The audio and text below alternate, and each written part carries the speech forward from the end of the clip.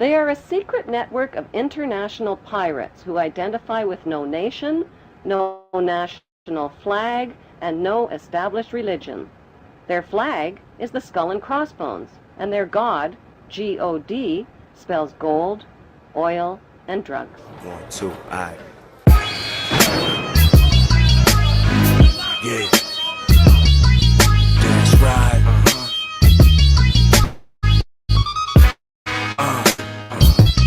Live from the belly. They got me behind the fence. I run shit from the inside. The fucking president of the infamous gang. Get away from my stank. I got that icky cotton picky shit that had you days. I'm a quadruple OG, a old soul. Call me the reincarnation of the pharaoh with an OE. In a barrel full of hot lead. Shoot a pothead. Talking that shit about hip-hop dead. Now it's live from behind the gate. Permanent smiley face. Any nigga stunning on the guard, now you out of place. I beat a lot of cases, had to take a L. I see you in the hot set, yep, hold it down. Money is worthless, real power is people.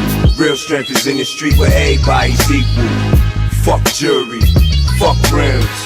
Let's spend on our protection. Get armor, get cameras. Get with it, little nigga, this man shit. Real power is people, real strength is in the street where everybody's live from behind the wall. Sitting staring at the wall. I'm fit to pop out this bitch like a newborn. I'm fit to cut out all the smoking and the drinking, the wine and the spirits. It's evil when you think it, baby, so I'm telling the truth. You live it, then you see it. You breathe it, then you bid. I tell you a little secret, it's a secret. Government, they worship an hour. They practice witchcraft to harness their power. Pedophiles rape little kids for energy. It's satanic ritual, WTC, R.I.P. They lit the Pentagon on fire. That's lighting the pentagram on fire. All these bodies for what? So you can scare everybody in the one world, huh? All my crimes is on deck. So if you ain't come for a war, then run. Money is worthless, real power is people. Real strength is in the street where everybody's equal. Fuck jury, fuck rims. Let's spend on our protection. Get armor, get cameras. Get with it, little nigga, this man shit. Real power is people. Real strength is in the street where everybody's equal.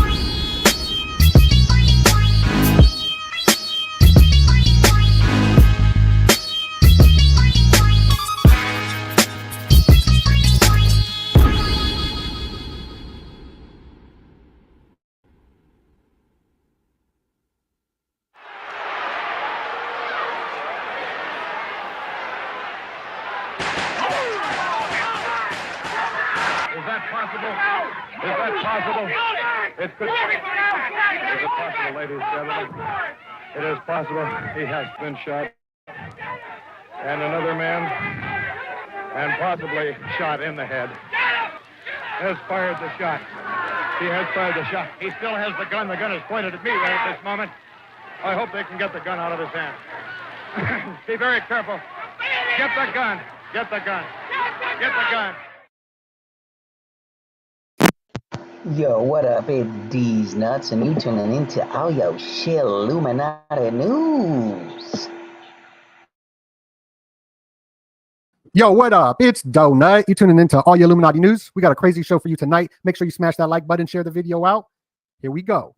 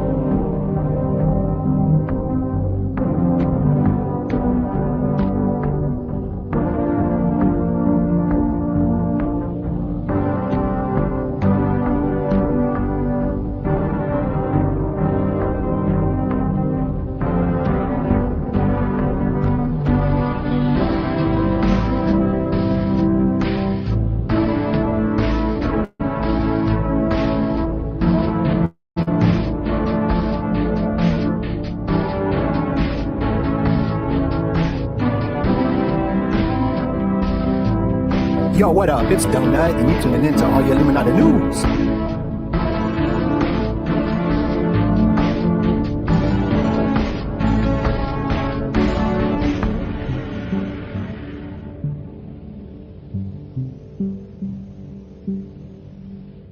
And there's just so many things that people have never heard and do not know that are so important to understand. That's pretty good. But try it like this. Donut.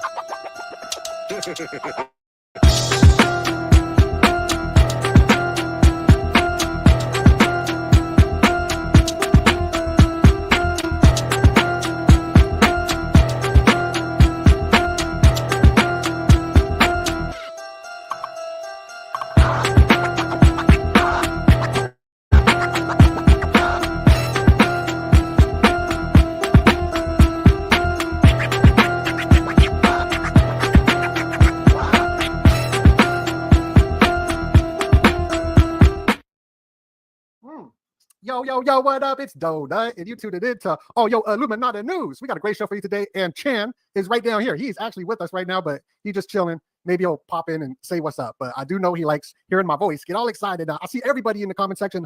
Hello, everybody. We dropping that wicked smart content over here. Make sure to subscribe if you're new to the channel. If you're coming over from Richard Grove's channel or Jay Dyer's channel, we trying to get wicked smart. I've been on a wicked smart journey for over a year now. I went on this mission for 1 year straight. And I was studying like Jay Dyer, Richard Grove, and all that, reading all these books. And then a year passed, and I was like, I got to interview them. And so all these new guests that we're bringing on the channel, there's a lot to learn from everybody. And it's just very fun. It's fun to learn and to get wicked smart.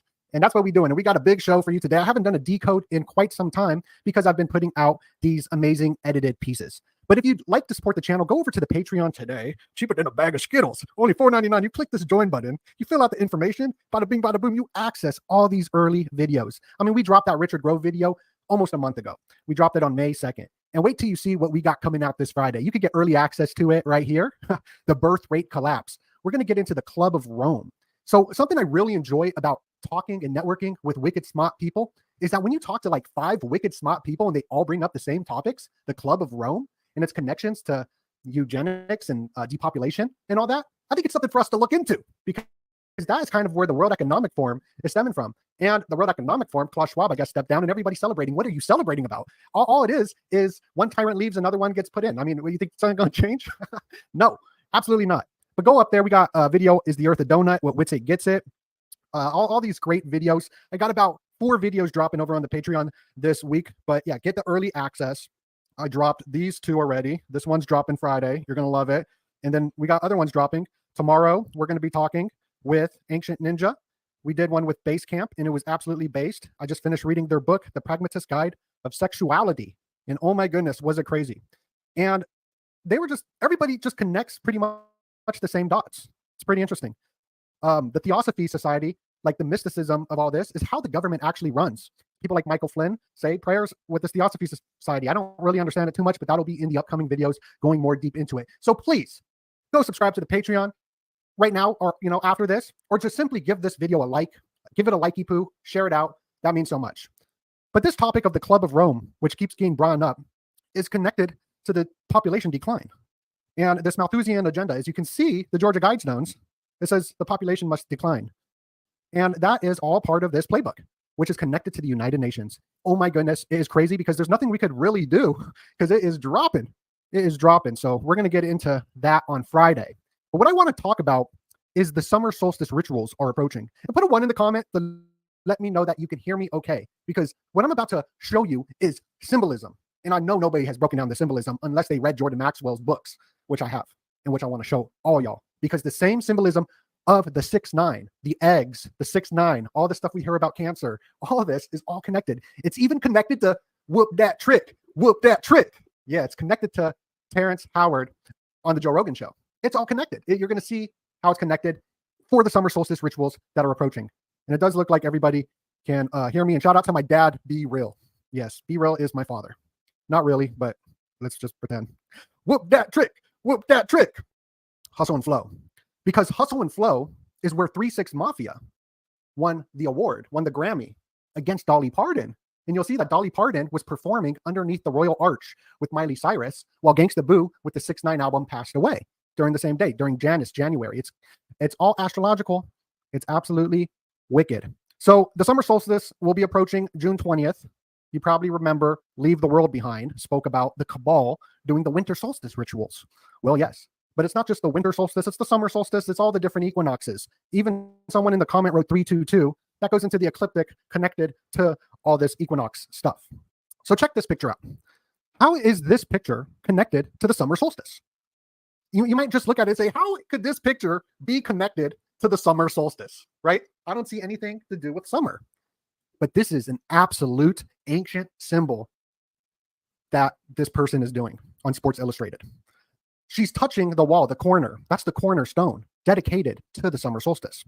The cornerstone of all ancient buildings are dedicated for the summer solstice, the keystone that holds everything together. And what is on the keystone? It's the 69. So Gail King is 69, touching the keystone of the building.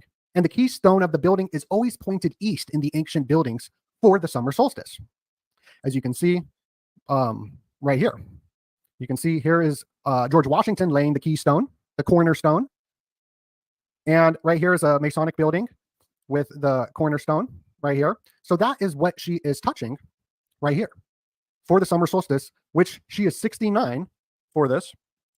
And that is all connected to this royal arch right here, the keystone. So the Keystone State is actually going through something right now that you can see right here. But the keystone is the 69 right here that you see right here. You see at 69. And this building is built that she's touching for the summer solstice. So right there, bada bing, bada boom, some amazing summer solstice connections already getting us prepared for something. In Pennsylvania, the Keystone State, today there was a tragic event. I didn't look too much into it, but I thought that was kind of strange while I'm looking into this. I was watching The Office, and Jim Halpert, The Office is created by The Simpsons. The Simpsons is where The Office comes from. The Office is my favorite show. I've dissected the show. And we are about to crash through 1,000 people. We're streaming on multiple platforms, YouTube, Facebook, Twitter, X, Rumble, and all that. So I'd just like to remind y'all to smash that like button because it does get us into the algorithm. I appreciate it very, very much. And I'll remind y'all every time we pass 1,000, I'll remind y'all. But Jim Halpert, watching The Office, they were bringing up the Rhodes Scholars. I couldn't believe it. I just did a podcast with 3 wicked smart individuals, Matt Arrett, Goslin, Jay Dyer, Richard Grove, and they all brought up the Rhodes Scholarship. And while I'm watching The Office, they're talking about the Rhodes Scholarship in it, which I thought was absolutely crazy. Because The Office does have a lot of symbolism in it. I think the show The Office is a front for money laundering. There's even a episode where Dwight says that there's some suspicion that The Office is a front for money laundering, and Creed is like an assassin in the show. But check this out. If you go,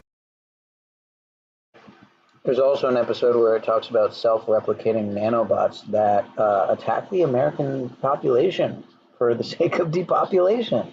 So, yeah, a lot of interesting things revealed in The Office. 201 episodes, of course, filmed in Scranton, the home of Joe Biden. Let's continue. oh, watch it. They're showing Jim Halpert, James, with the Sampaku eyes down here. So I wonder if tragedy is heading James's way. I don't know. This is a new thesis that I've been developing with the Sampaku eyes. We'll see if it comes to pass with the Tyson and Jake Paul fight. He's doing the Illuminati shush. Tyson's got the Illuminati eye tattoo. He's got an Illuminati eye tattoo right here. But if you look carefully and zoom in, you'll see he's got the 3 whites right there very subtly. So this is my new hypothesis that brings tragedy their way. Now, I was able to actually predict UFC 300 through this symbolism. Now, let's talk, since we're talking about Sampaku eyes, Billy Carson. Pogo alert, Pogo alert. He is talking about aliens on these really big platforms. And then you got Terrence Howard on Joe Rogan. What's right behind them? It's a UFO ship, because this is part of the new religion that we are being nudged into, in my opinion. We are getting our autonomic nervous systems switched over by anybody who has taken the hallucinogens or maybe even the Brave New World Soma drugs. Funny enough, you probably already see this, how much psilocybin is being pushed. And then you got Cat Williams, who really kicked off the year of 2024 with all the stuff that he was talking about. He was talking about pretty much a lot of stuff that we talk about. The homunculus, which we covered years and years ago. Illuminati, all that. He even brought up the 201 rappers in the other interview. I mean, he's an actor. And I don't know if he's an actor or whatever, but check this 69 out, though, that I've been talking about. This has been all year long. We see the 6-9 for the summer solstice. I believe a big ritual will be going down for the summer solstice or the helical rising, which is like in summertime, July and August. So yeah, just a lot of crazy stuff. There was actually a clip I wanted to upload that I did not upload on the summer solstice. Let me bring that up real quick. Got to ingest it. Oh, yeah, I downloaded it. Okay, 1 second. Let me upload it. Something planned. Okay. Look at that old donut right there. Not an old donut. That young donut. Young donut. Yo, what up? It's Donut, and you're tuning into all your Illuminati news. Tomorrow will be June 21st, the summer solstice. This is when a lot of sacrifices happen. Going back to the ancient days, and ancient sacred structures were built on the cornerstone facing the northeast for the 11th day before July, which is around June 21st. The longest day of the year, June 21st, the summer solstice. Everything's happening in June for a occult esoteric reason, as June goes back to Juno Moneta, where the money was minted on the top of Capitoline Hill in Rome. Everything goes back to Rome. All roads lead to Rome, right? So they minted the money on top of Capitoline Hill. This is where we get Capitol Hill from. George Washington built the Capitol, right? And he laid the first cornerstone down. These cornerstones that you see in sacred buildings and temples face the northeast for the summer solstice. And the summer solstice is tomorrow, June 21st. This is where we get Burning Man, where they burn a man, a mock effigy of a man, just like at Bohemian Grove, these secret societies. Bohemian Grove will be taking place next month, the last 2 weeks of next month. So this is an old video, as you can see. I look crazy in that. I still look crazy. What's going on? I keep looking crazy. So it just keeps going on, and then I talk about other stuff. But you get the point of that imagery I was showing of that lady on Sports Illustrated.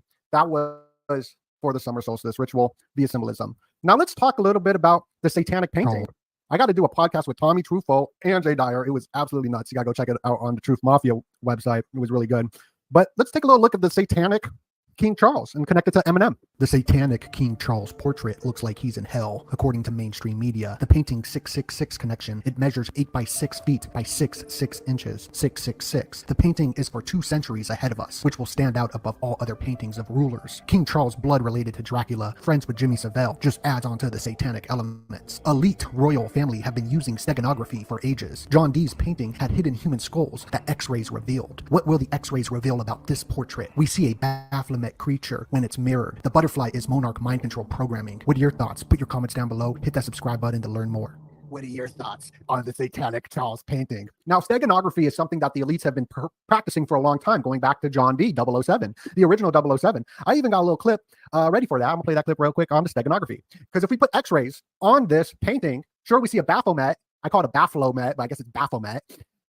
If you put X-ray to this, I bet you will see something wicked. I mean, this could be Kate's blood, for all we know, for the summer solstice ritual of cancer. You know what I'm saying? All the royals got cancer. I mean, everything's pointing to this. Both queens, for example, died, one at 69, who I'll show you the 007 painting, and the other old hag died at 96. Steganography in occult symbols and hidden symbols is a way they communicate. Even in this painting that John Dee did, there is hidden symbols within it. A painting of John Dee, astrologer to Queen Elizabeth, contains a hidden ring of skulls. So there's always occult messages within what we're seeing. Messages, always occult messages in what we see that is hidden. So this is Catherine. I believe this is Kate, born Kate Middleton. This is the chick who is sick, and that could be her blood on the painting, for all we know. You know, I mean, think about Elizabeth Bathory was bathing in the blood.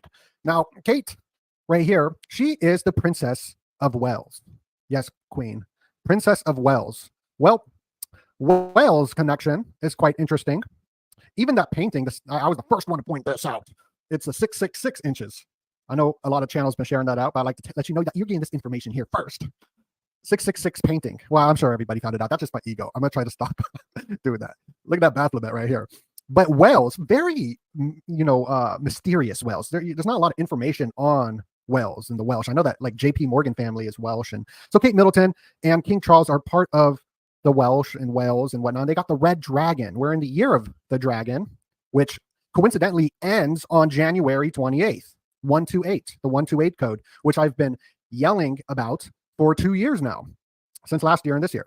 And this bridge collapsed during Biden's infrastructure speech on January 28th, just like the new bridge collapsed, the Francis Scott Key Bridge, at 128 in the morning. So we definitely got that. Now, this number 128 is very important to the elite. They're signaling a code to us. And the presidential alert text had the 218 in it, which is the 128. I mean, you got to blink 182. You know what I mean?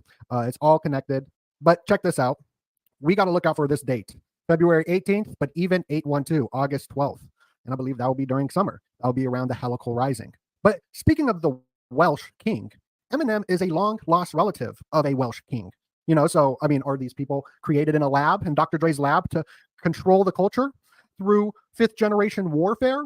Because it absolutely worked on me. And I know it worked on a lot of other people with the purple pills, for example, or the mushrooms, or the Vicodin that was on his album cover. Now, Eminem is the 33rd grandson. Yes, you heard it. The 33rd great grandfather was a Welsh king, Eminem. And the royals love Eminem. Why is that? Why does Eminem perform his New World Order song at the Superb Owl at the Super Bowl? The surprising member of the royal family is a huge fan of Eminem and Ice Cube. Kind of interesting if you think that these are grassroots. No. Here's Kendrick Lamar doing the Star of Ishtar, which is a portal. It's a gateway. Oh, check this out. He's right there in Compton, which is a gateway city. So I believe this is all geomancy, which is very important to the Knights Templars. The Knights Templars called them dragon lines. We're in the year of the dragon. We're talking about the dragon. We're talking about all this. The reason these celebrities portray different gods, Kendrick portraying Jesus, Drake portraying the sixth god, or Rihanna, Anana, right here. But you can see the portal right here. There's the portal.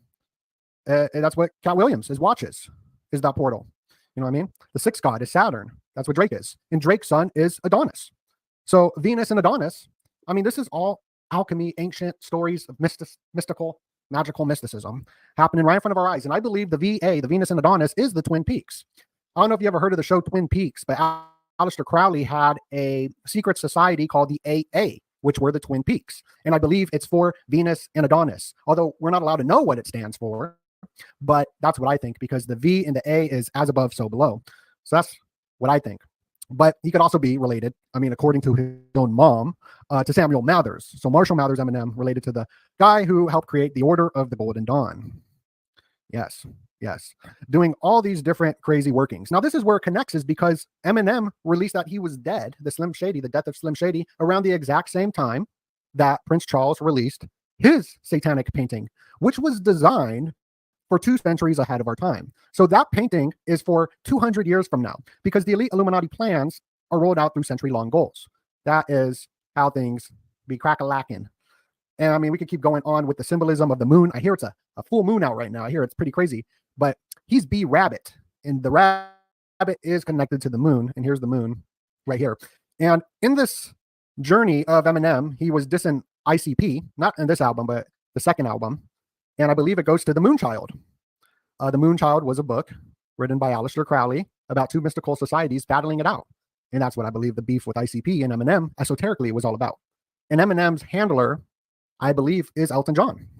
And Elton John, I mean, his movies are funded by the Vatican. Rocket Man, funded by the Vatican, but also a lot of alien movies too, like Men in Black 2.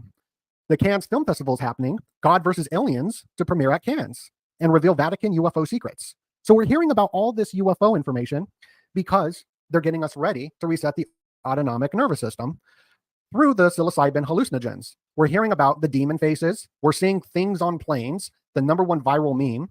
And it is definitely connected. Either these apparitions and supernatural phenomena are actually happening, which I wouldn't doubt. I wouldn't doubt that CERN be connecting people into the portal and doing all that. And we're seeing stuff, because I'll be seeing little shadow people all over the place. I'm like, what was that? But also to kind of ground myself and look into the documents that all these wicked smart people we've been interviewing have been bringing up, the changing images of man and creating a new religion, a one world religion. That's the plans, is to create a one world religion, which is connected to one of the most ancient symbols, a UFO disc. That's an ancient symbol that is in the psyche. And it goes into that in a lot of works. And that's what I think is happening with the nudging. What do you think is happening? Please put your comments down below. So these memes beginning out there, seeing things on planes, and planes be crashing in Singapore, the Boeing 777, which is a Crowley number. We'll get into that.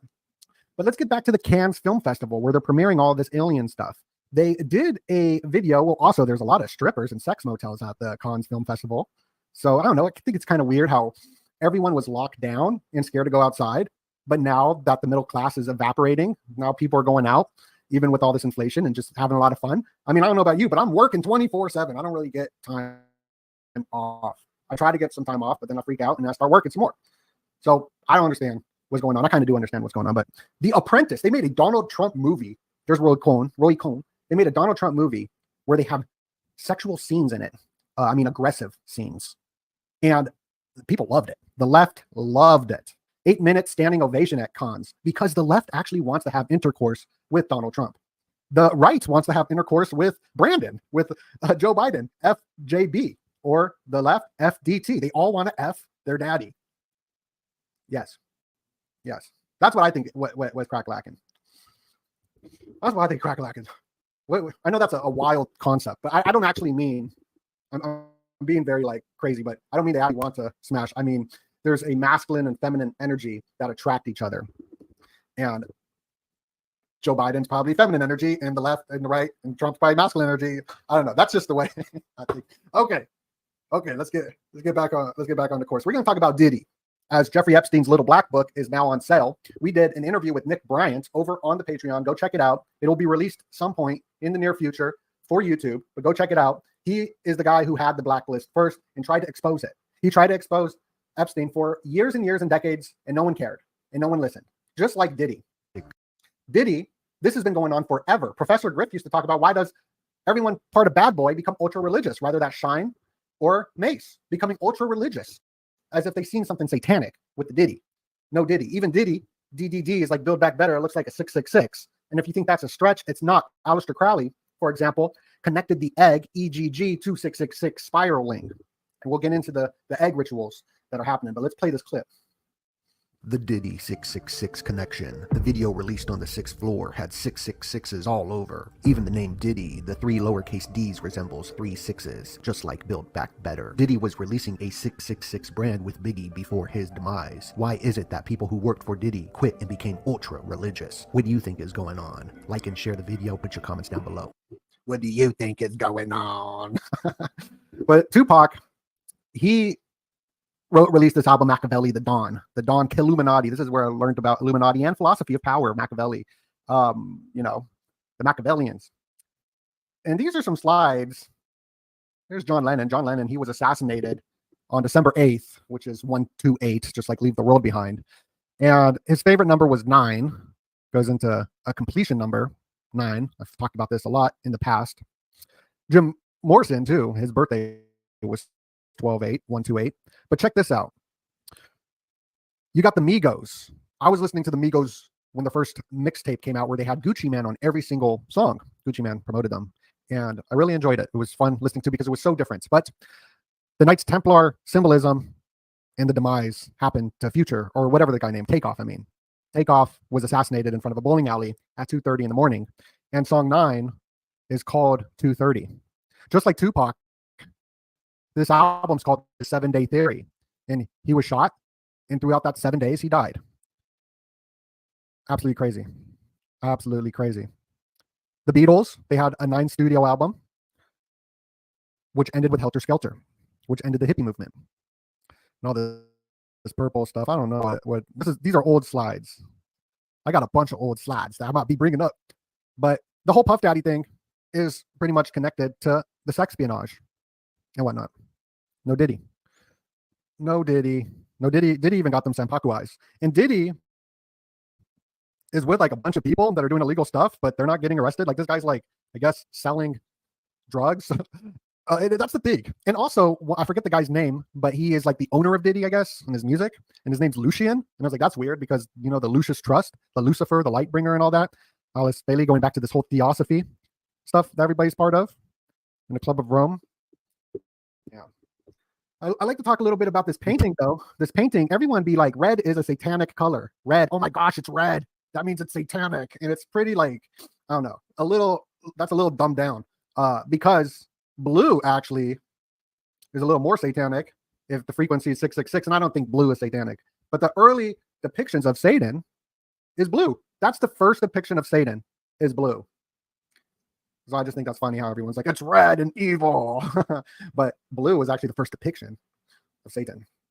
I don't think colors are evil, and I don't think symbols are evil either, but they do hit us on an autonomic nervous system, and they do maybe represent evil. You can see that here. I guess Stormy Daniels, I couldn't find it. I didn't really look too much into it, but she got Baphomet tattoos on her, and she communicates with demons. She said that in the court of law during the trial.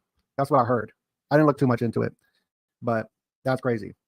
But what I was doing over on Twitter, I don't know if anyone follows me on X. I am live streaming right now on X. I like to go actually see. I don't got a lot of people up there, so you can go subscribe to the X. Dang, I got 128 people watching over on X. That's dope. Shout out to all y'all. That's really cool. It's pretty new. Go over there and subscribe, please, if you haven't. But I did a live space on X with Anya Saru, and I forget the guy's name that we were talking to, but he brought up a really good point, and I'll give him a shout out. I just don't know who it is, but that butterfly in that satanic image was because the dude's a reptilian. And that's what reptiles be eating. Reptiles be eating butterflies. That's why you have the butterfly right there, the monarch butterfly. I thought that was pretty clever. So Singapore, I'm gonna go to the comment section real quick and see how y'all doing. Let's see how the comment section is doing. Monarchy, hello, what up? What up? Hello, Isaac Watts. If you have any questions, put them in the comment right now and I'll answer them, and then we'll get back onto the presentation. As you can see, we got a lot more slides to cover. I'm not even through the second half. I got 1, 2, 3, 4 more parts to the show. So let's see. And we're coming up on almost 2,000 people up in here. So please smash that like button and share this video out. I'm gonna remind everybody every time we hit over 1,000 people. What's up, V? Good to see you, V. Mayhem the Truth, salute. Thank you. Salute to you. Thank you, Mickey, for smashing the like button.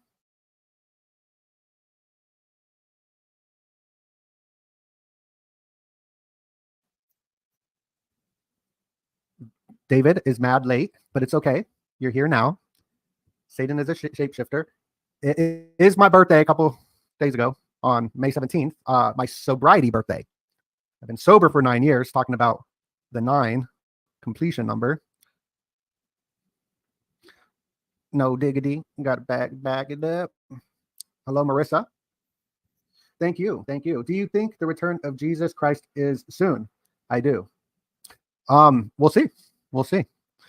King George, is George washing Town of Dogs and Cats? I can't believe that the painting on Charles III. I put Kushner, Trump, Obama. Kushner be trying to live forever so he could connect himself and live forever. That's insane. Oh, thank you, my Sherry. She shared out my video I did with Charles Moskowitz, which really triggered a lot of people. People are very sensitive.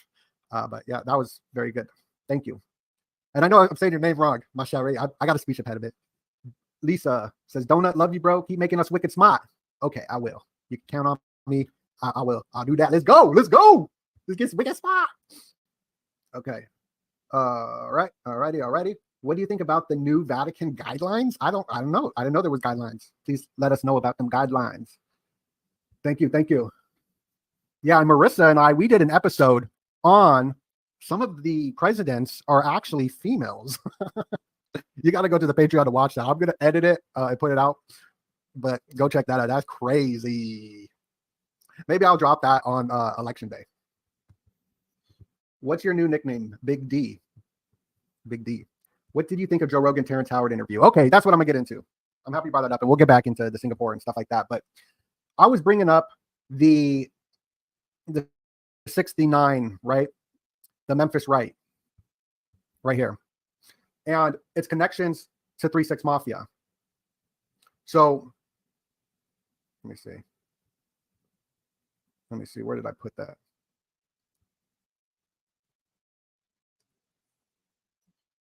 Okay. 1 second. I'm looking for it. I don't know where I put it. But so Terrence Howard is connected to the 3-6 Mafia and Gangsta Boo. A lot of people laughed at me when I was connecting Aleister Crowley's Memphis Right to the New Year's ritual with Gangsta Boo. Now, Gangsta Boo passed away while Dolly Parton was performing. Gangsta Boo has an album, 6ix9ine, Best of Both Worlds. She's part of 3-6 Mafia. Now, 3-6 Mafia won the Oscars for the Terrence song. So Terrence's song, it's hard out here for a pimp when he trying to get that money for the rent. 361 and beat Dolly Parton right down here. So it's just a coincidence that Dolly Parton is performing while Gangsta Boo dies under the summer solstice royal arch. It goes into Oomancy, which is egg mancy, Oomancy. Right here is that royal arch that they're performing under, and that's the keystone for the summer solstice. So it's absolutely connected to all of this.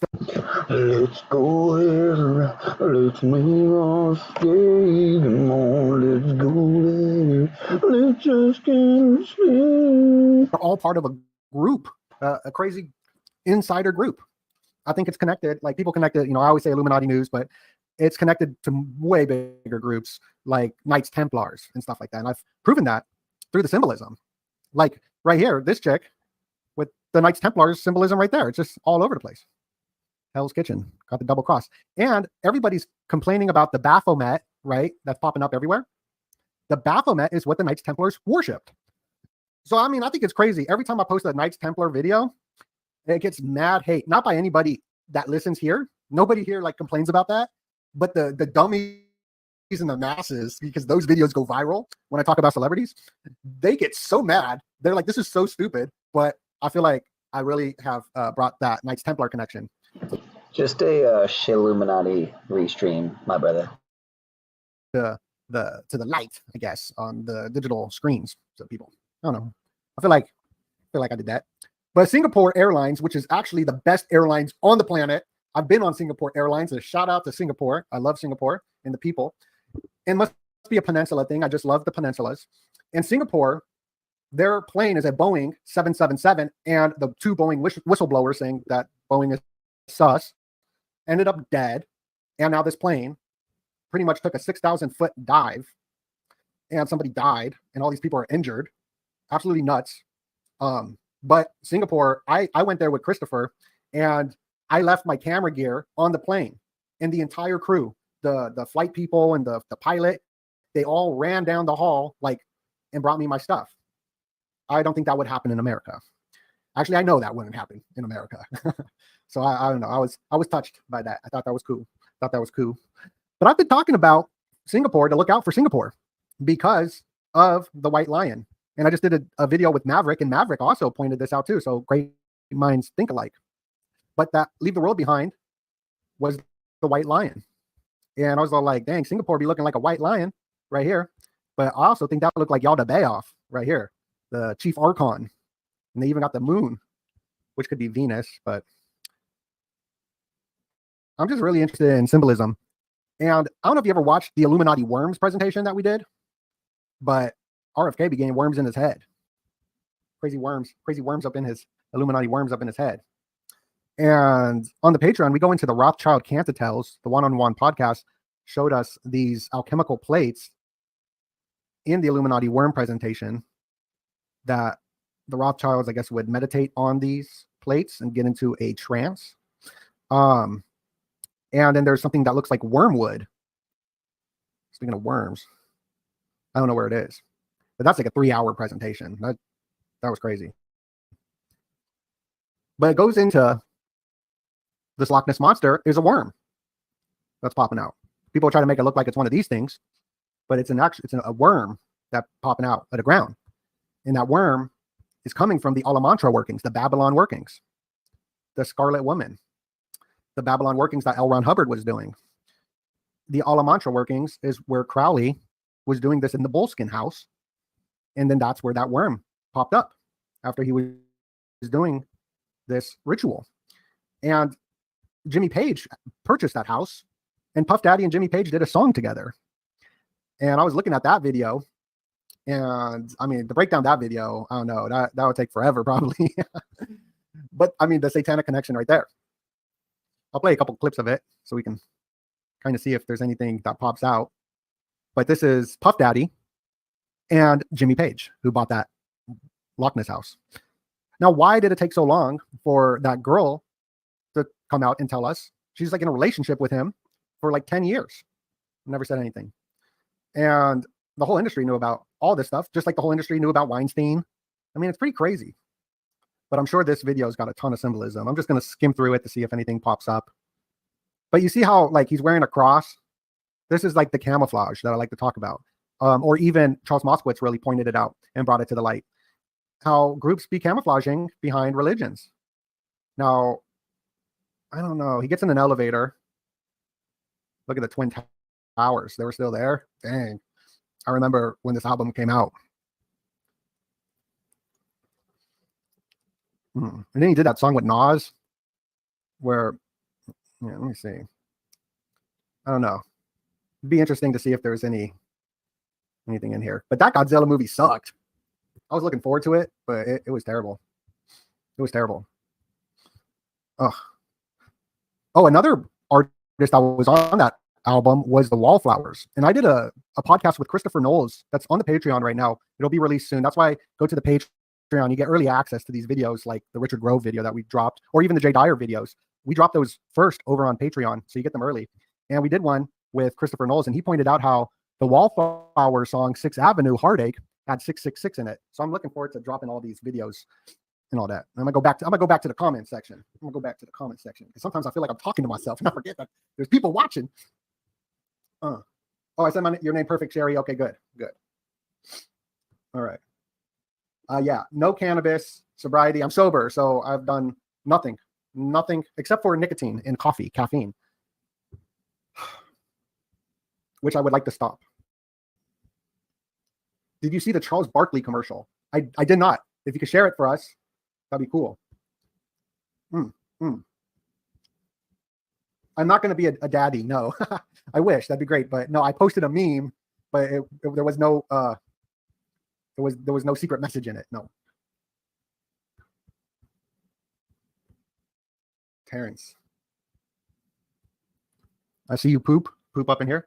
Only 25 likes on Rumble. Oh my goodness. Shout out to Poop. You know, Rumble banned me initially. Like when they first were coming out, I was removed off of Rumble and got a strike, believe it or not. And I was removed off Twitter twice. When it was a free speech platform, I think too. I was warning people of some financial bank collapse. And then they happened. So that was crazy. I'm demonetized on this YouTube channel. So if you guys want to support this work, support Chan and I, you can do that. I think the Patreon is the best way because you're getting something out of it. Like you pay the $4.99 cheaper than a bag of Skittles and you get all this content. So it's like an exchange of energy. And I appreciate that. But I also got a donate thing on PayPal. If you got PayPal, you can donate. I'll post that link. But I think the best way is to join the Patreon because I really like it when people watch the content. That's my favorite thing is when people be watching the content. And I think I could pin it. So after I pin this, I'll get back into the comments.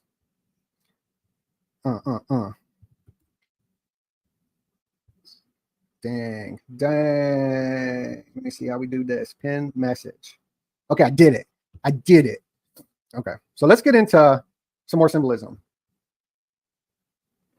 What up, Anna? Kitsy says, do I believe in telepathy? Are you interested in UFOs? Curious. I don't know. You know what I mean? I think there's a big agenda. That's a huge psyop right now with UFOs and all that stuff. But I don't know. You ever think of somebody and then they call you? That's crazy. Is that telepathy? Because that's happened to everybody. So let's get into volcanoes. And shout out to Washington State. And shout out to Chan. Chan, come here. Chan's right there. All right. Oh. All right. There. He's sleepy. Oh.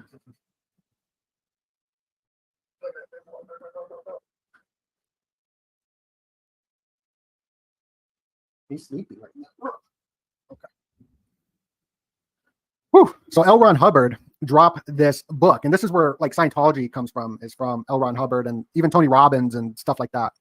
And in his book, he has the pyramid right there in the middle, which advanced into the pyramid. It's the volcano, the pyramid, right? The pyramid is the pyra. The pyra is the fire. It's the volcano. Pyra, born of flame. That's where it goes back to. So the pyramid goes back to the pyramid, the volcano.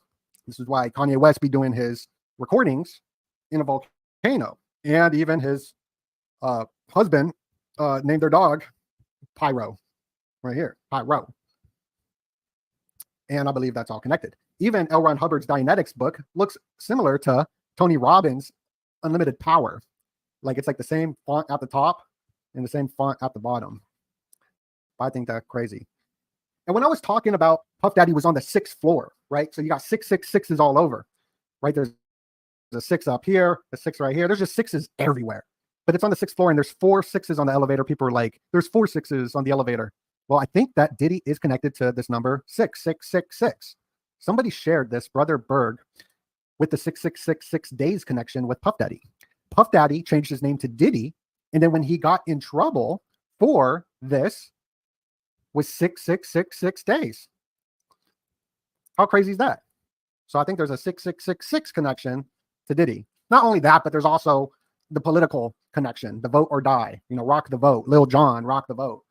It seems like, how is Lil Jon and Puff Daddy like connected to politics? Like it seems stupid when you say it, but it's absolutely powerful because these are the mystics of the culture of the generation. People worship them, idol worship, and pack out the conferences. Nobody going to a Hillary Clinton rally, but everybody going to go see Drake or Kendrick Lamar.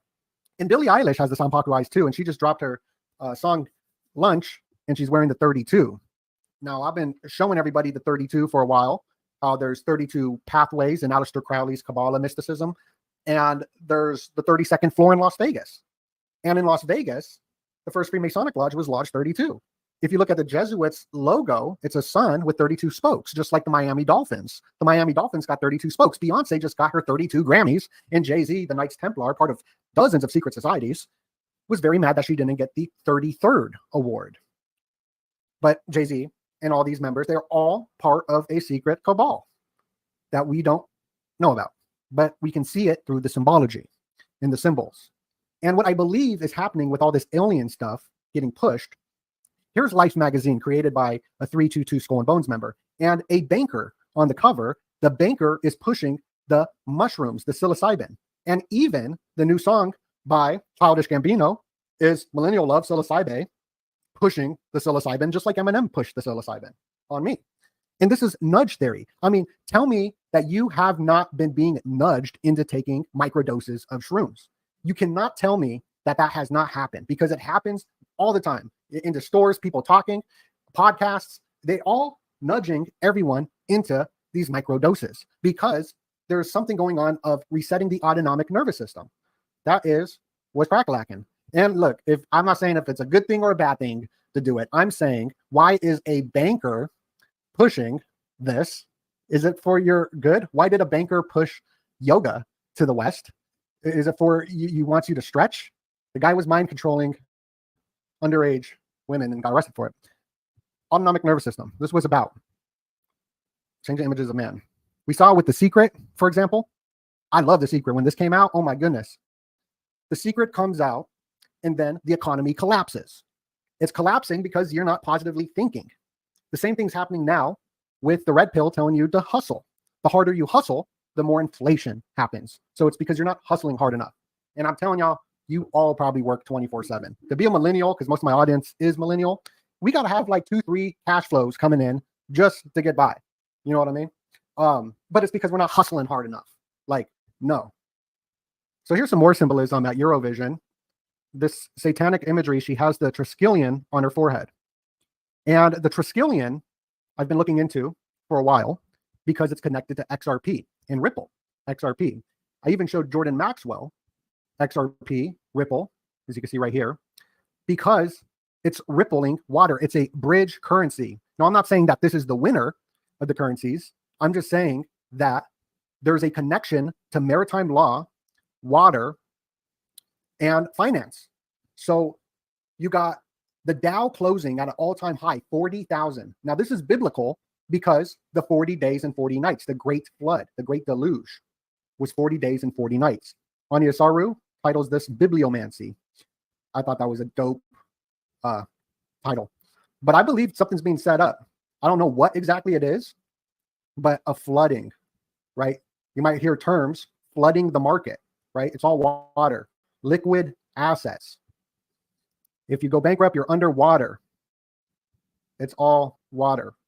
Even Bitcoin hit 72K all-time high. And that goes into, here's some gematria of the name of God. And it happened around the 72nd day. And in gematria, Bitcoin equals 72.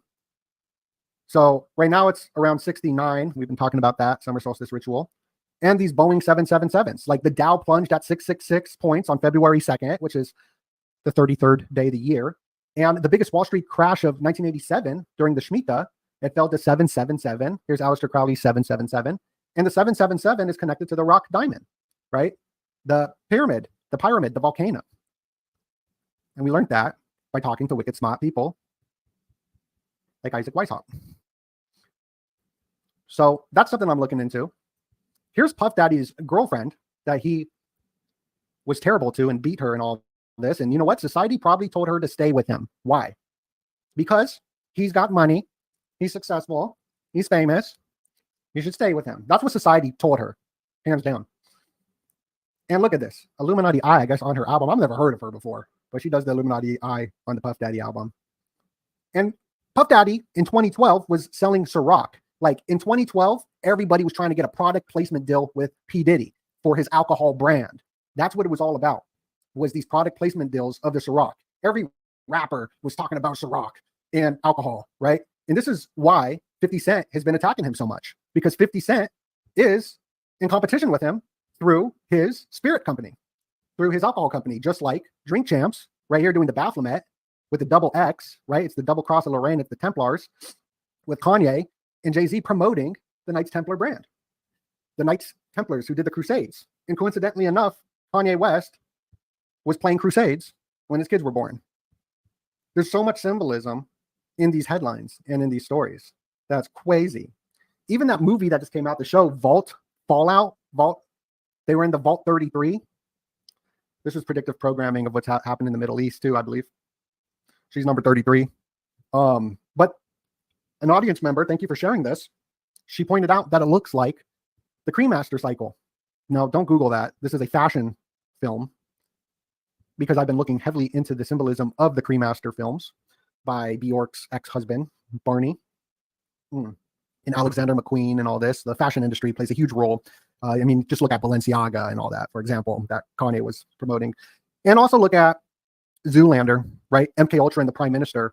The Prime Minister of Malaysia, right? He wanted to assassinate the Prime Minister of Malaysia in the movie Zoolander. That was an MK Ultra film. And the guy who created and wrote that film ended up dead. Just like Alexander McQueen ended up dead with his dog. There's just symbolism upon symbolism in all this, in my opinion. So it looks like the Bose speaker. Remember this is a sigil. The Bose speaker, it's the circle and this pill, just like the Vault 33. It's the circle and this pill, just like at the Grammys. It's the circle and this pill. These are sigils that are being charged. Above is the 32 lights for Beyonce's 32 awards. Very crazy. It's creepy. It's scary. I'm scared. I'm Jared and I'm scared. And here's the Triskelion. So I don't know. I'm connecting this 40K and all the water. I don't really know what's happening. This is just stuff I'm looking at. Looking at Eminem dropping that album. I thought that was interesting connections. The Year of the Dragon, Samuel Mathers, the 40, the floods, the text alerts, a lot of predictive programming. Let me see what else we got for ya. All right. Look at all these slides. Yeah, this is breaking in the news. Symbols. Symbolism rules the world. People are all upset about a symbol because symbols rule the world. Now, the movie Civil War that was just released, it's like promoting the press, like the press is the good guys, like the mainstream press with the United Nation helmet on.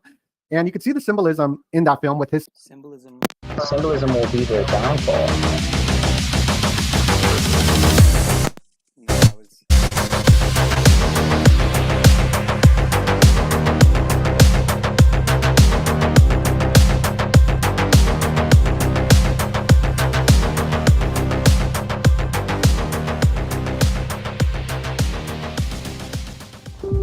COVID-19 infections and hospitalizations. You know what? Never mind. Let me not go there. fingernails. His fingernails are the color of the magazine we showed in the beginning. Now, nobody really pointed this out.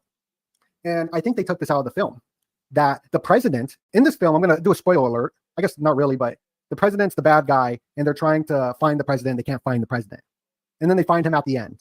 But I think they changed the script around because I think the story was supposed to be about the president was AI, right? You know, all these deep fakes. We're going to start seeing a lot of deep fakes happening towards election year. That's why when the Puff Daddy stuff came out, the news, him doing it, it said allegedly, because the news knows how good the AI is in the deep fakes. Now tell me that this is a real person and not AI.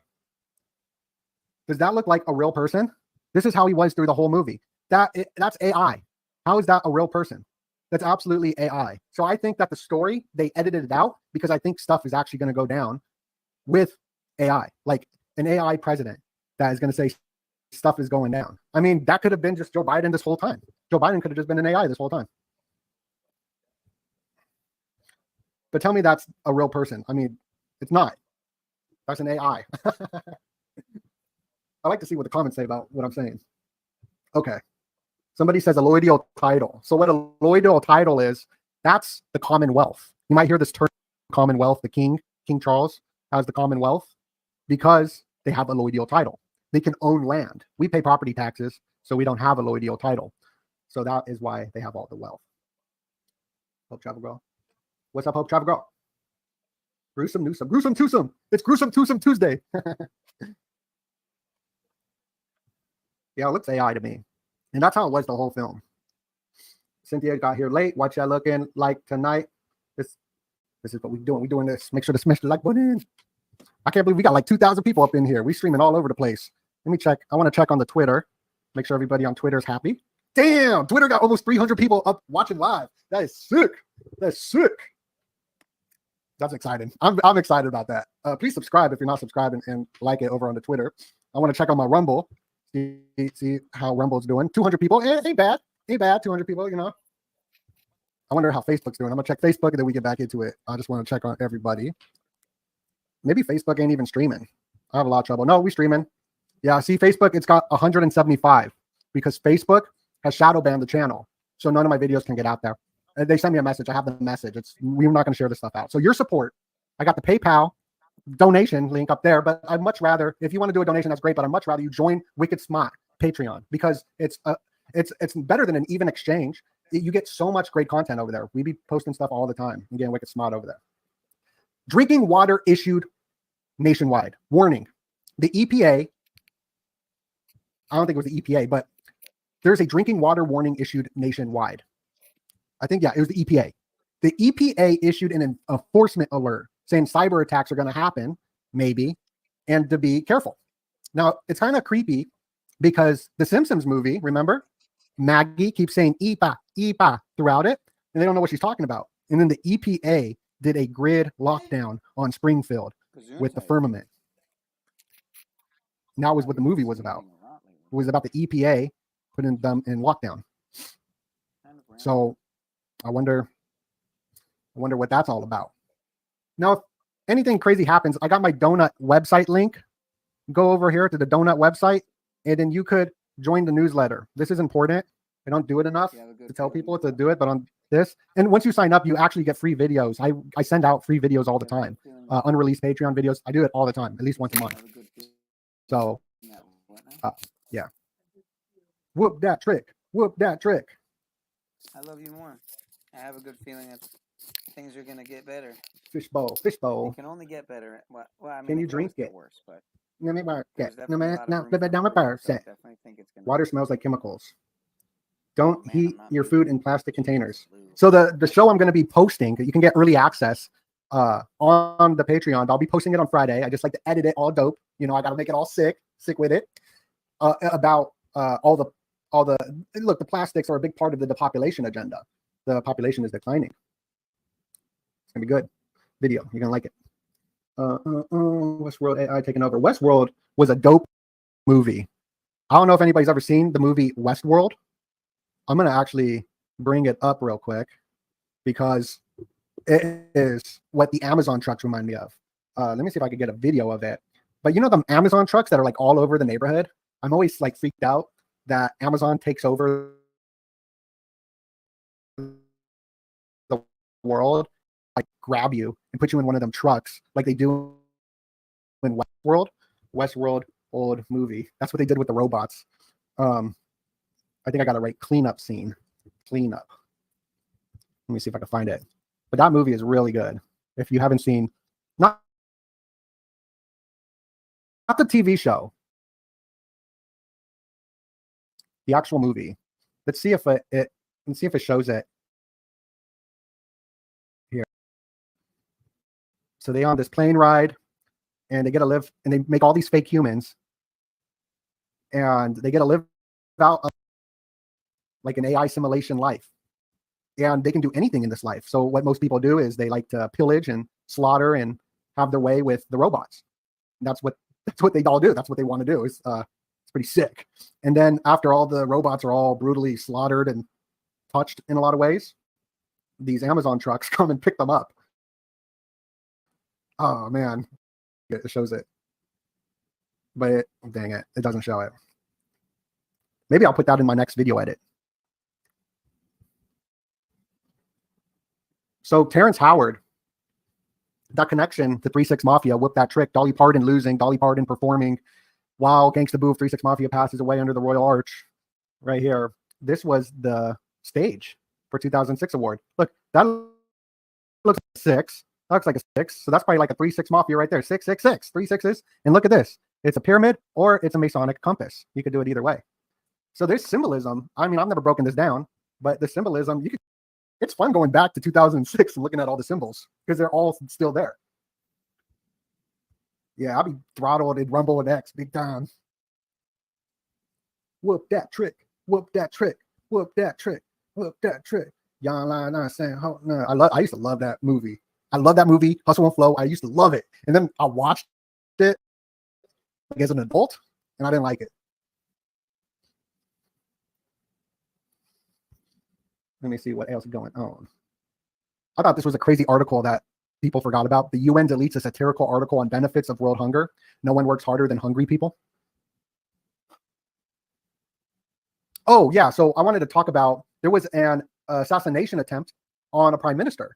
Now, this prime minister, coincidentally, was one of the only prime ministers launching an investigation on some medicine companies, which I think is kind of telling, because these assassinations that happen throughout world history are committed by secret societies like the Black Hand. The Black Hand assassinated the Archduke Franz Ferdinand, and that's what got us into World War I. And then you even got Lincoln being assassinated by John Wilkes Booth, and his grandfather was part of the Hellfire Club. And that's what I really love about all these new podcasts that we've been doing with all these wicked smart people, is because I learned so much. I learned so much about it, and that's what it's all about. I appreciate everybody tuning in tonight, and make sure to smash that like button. Pretty please. I know I said it so many times, but look, when you're streaming, sometimes you don't know what to say, and it's good filler because people will like it, and then the video will get into the algorithm. And I'm just grateful for everybody. Thank you, everybody, for tuning in to all your Illuminati news. Look out for more videos. Going to be dropping a banger on Friday. Plus, we got about 4 or 5 videos this week already lined up. You're not going to want to miss them over on Patreon. So go click the link below, go subscribe to the Patreon, and let's get wicked smart. Much love, and God bless you.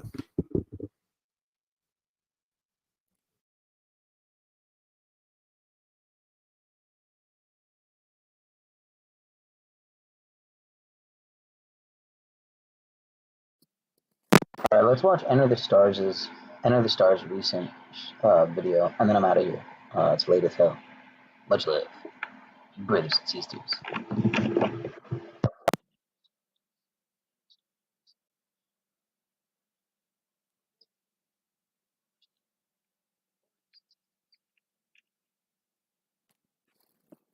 Shout out to Donut, of course. Shout out to D's Nuts.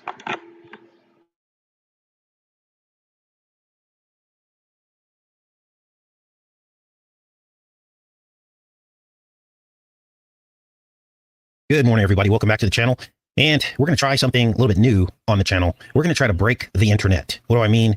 Well, while I've got you guys all here, I'm going to take the opportunity to post my Twitter X page. It's got about 4,500 followers over there. And I want you guys to take a couple minutes, if you're on Twitter X still, follow my channel over there, follow my page over there. because we are going to try something a little bit different. I'm going to post a link right now. Now, let's do that, and I'll pin this for those that come in late to the show. And I'm going to give you guys about 5 minutes to go over right now on your mobile phones, wherever you're on right now. Go on there, follow me. What I'm going to be doing, and I'll explain more later at the end of the show today, because I really do want to get into today's show. But we need to break the internet, okay? Because the algorithms, I realize that it's not enough to put out great daily content anymore, okay? That the content is not going to help the channel grow, okay? So we're trying something different, and I figured, you know, it's not the best case scenario, but at least Twitter X is under the illusion that there are more truth people there where you can share stuff like this. Look, I've heard all of the different reasons as to why you guys can't share the videos with family and friends, but we're not even reaching the rest of the truth community anymore. So that we need to work on. And the channel has about half the views as it did a couple years ago, and our work has gotten twice as better and more accurate. So it makes absolutely no sense. So we're gonna try that on Twitter X. I'll be tweeting, or whatever they call it over there, the daily shows, and then you guys can retweet them and send them out. If you don't have Twitter, don't worry about it. This conversation doesn't apply to you, but there's a lot of truth people still on Twitter X, so that come to this channel. Now let's get into this show today. This is crazy, you guys. British scientists have just announced the I Am Legend scenario. When did they announce it? Here it is here. We're going to actually play it from Twitter X, interestingly. Now, this was copied and put up on some other social media platforms. We're going to watch it off of Twitter X here. I'm going to play this for you. And they announced this on the 117th day of the year, 17 years after I Am Legend released, with 17 days left in the year in 2007. I'm going to say that all again, because I know that was a lot of 17s. I Am Legend, actually, the announcement about this new cancer cure happened on the 117th day of the year, just a couple days ago, 17 years after I Am Legend released, with 17 days left in the year in 2007. That's a lot of 17s, isn't it? We do know that Q is the 17th letter of the alphabet, and I believe that this fits into all this on some level. It's the magic that has people asleep to the right-left paradigm. And this is crazy. Now, there are at least a few people that can't handle the truth, which promises to set us free, doesn't it? No matter how dark the truth is. And as we speak, as we sit right now, there are tens of millions of Christian brothers and sisters that are deceived and will give their vow on election day to a man that is about as close to the devil as I've seen in any president since Obama. And yet, some still kill the messenger instead of hearing the message. I'll keep going for as long as God tells me, no matter how shocking this information is that he wants revealed. And if you think it's dark and negative, then wait until you see what's coming. And at a certain point, we become enablers, don't we? When we give our consent to the evil around us, when we give our trust to billionaires, we become part of the problem. I'm going to play this clip, the real life clip, and then I'm going to play what's in the movie. And then we'll talk about what all this means. A real cancer cure. Here we go. It's shocking. I mean, it's very early. So what, is this as big as it sounds? I think it potentially is. I mean, it's very early days. So basically, they've discovered that if they use the same technology that they use for COVID, and they use some mRNA, which is a messenger part of DNA, they take your particular cancer, they biopsy it, they take some of the protein on your cancer, and they put it back into your cells. And that's going to do it for us from the Sports Desk right now. Back to you guys in the studio. Thanks, Dave. Thanks for nothing. Now, this is from I Am Legend, and listen to this. Now, you've got to listen closely, and I am going to pause this intermittently for copyright. Let's keep watching here. That's not all we're following. Here's Karen at the help desk. The world of medicine has seen its share of miracle cures. The world of medicine has seen its share of miracle cures. Now, again, this is from I Am Legend 17 years ago. From the polio vaccine to heart transplants. But all past achievements may pale in comparison to the work of Dr. Alice Crippen. This is Alice Crippen. This is the real life doctor, both in polka dots. We're going to talk about the significance of that as well. They're literally recreating this in a ritual. These women even have birthdays that are just days apart. We'll get into that as well today. Dr. Renee Honderkamp announced on the 117th day of the year, 17 days after I Am Legend released, with 17 days left in the year in 2007. And they tell your cells to make that protein. The idea is that your body then makes antibodies against it. Thank you so much for joining us this morning. So, Dr. Crippen, give it to me in a nutshell. Well, the premise is quite simple. Take something. Now, we got to be careful here because I know they're very sensitive to this particular scene from I Am Legend, so I'm going to be pausing this, and I'm very sorry that I have to keep interrupting her. But listen to what she says next. Designed by nature and reprogram it to make it work for the body rather than... Reprogram it to make it work for the body. It gets the memory cells, the T cells, the ones we heard about lots in COVID. And so then, after you've been treated for your cancer, if any of those cells are still floating around, or if any of them start to come back and multiply, your own immune system will recognize them from that vaccine and kill it. Against it. You're talking about a virus. Indeed, yes, in this case, the measles virus, which has been engineered at a genetic level to be helpful rather Now, melanoma is a hideous cancer, and if you get recurrence from any cancer, really, but especially from melanoma, you're going to die. You know, it's going to kill you. It's not nice. So to have something that might stop that happening, I think is game changing. Look at the person interviewing her. Than harmful. And I find the best way to describe it is if you can imagine your body as a highway, and you picture the virus as a very fast car. The body is a highway. Cells, the T cells, the ones they take some of the protein on your cancer and they put it back into your cells, and they tell your cells to make that protein. Being driven by a very bad man, imagine the damage that car could cause. But then if you replace that man with a cop, the picture... The idea is and they use some mRNA, which is a messenger part of DNA. They take your particular cancer, they biopsy it, they take some of the protein on your cancer and they put it back into your cells, and they tell your cells to make that protein. The idea is that your body then makes antibodies against it, 0% or 1%. So, you know, I think that's really, really encouraging. I think there are a couple of things that we're going to need to know as time goes forward. I want to know that the mRNA technology is completely safe. And I think that we need some more long-term data, which will obviously come with these studies, to know that interfering with the DNA and RNA in our cells is actually potential. But we did it with COVID. We did, and there are oncologists now calling for it to be stopped, the mRNA technology. So there is still debate around that. And I think it's good. We need debate, but we need open debate where we really can look. Changes, and that's essentially what we've done. How many people have you treated so far? Well, we've had 10,009 clinical trials in humans. 10,009 clinical trials. And how many are cancer-free? 10,009. Cured cancer. So you have actually cured cancer? Yes, yes. Yes, we have.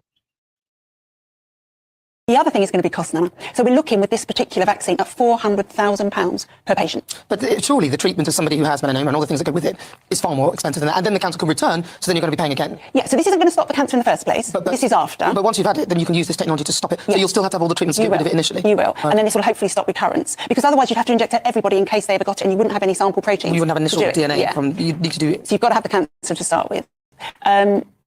But, you know, NICE guidance, which guides our money and how much it spends, puts about £30,000 on every life, quality of life year saved. So whether or not this will fall into it, whether the price will come down as the research goes ahead. But certainly, I said to you in the break, we are going to have some very open and honest conversations with people and say, look, this is your NHS, this is the pot of money. Do you want to do this or do you want to do that?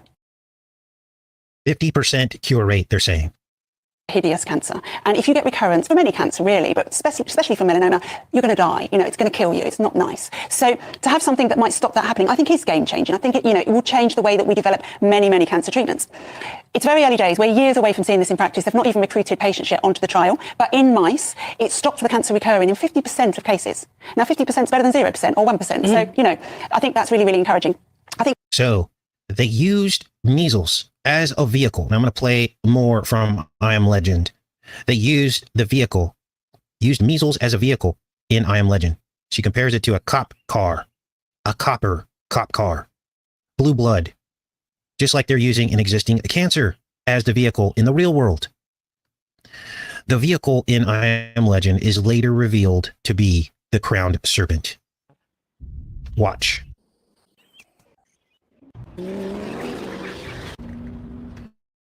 Will Smith in the Shelby Cobra. Will Smith in the Shelby Cobra. Watch this.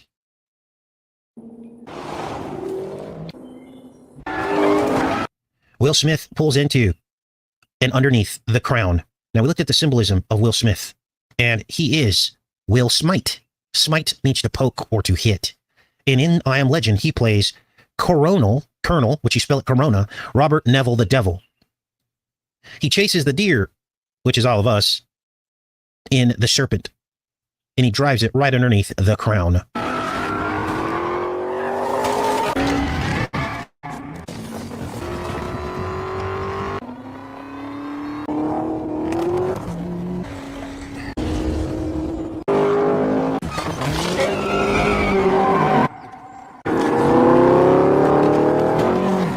Through the portal and under the crown. Let me play that again.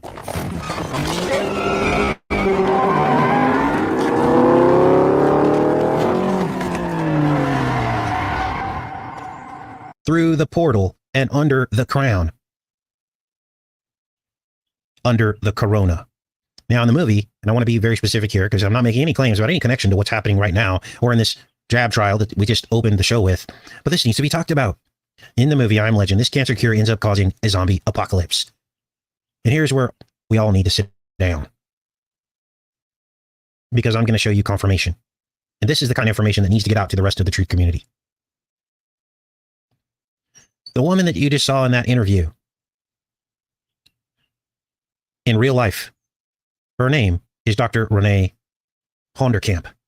She was born in 1967 on April 23rd. The woman that you saw in I Am Legend was Emma Thompson, and she was born also in April. Are you ready for this?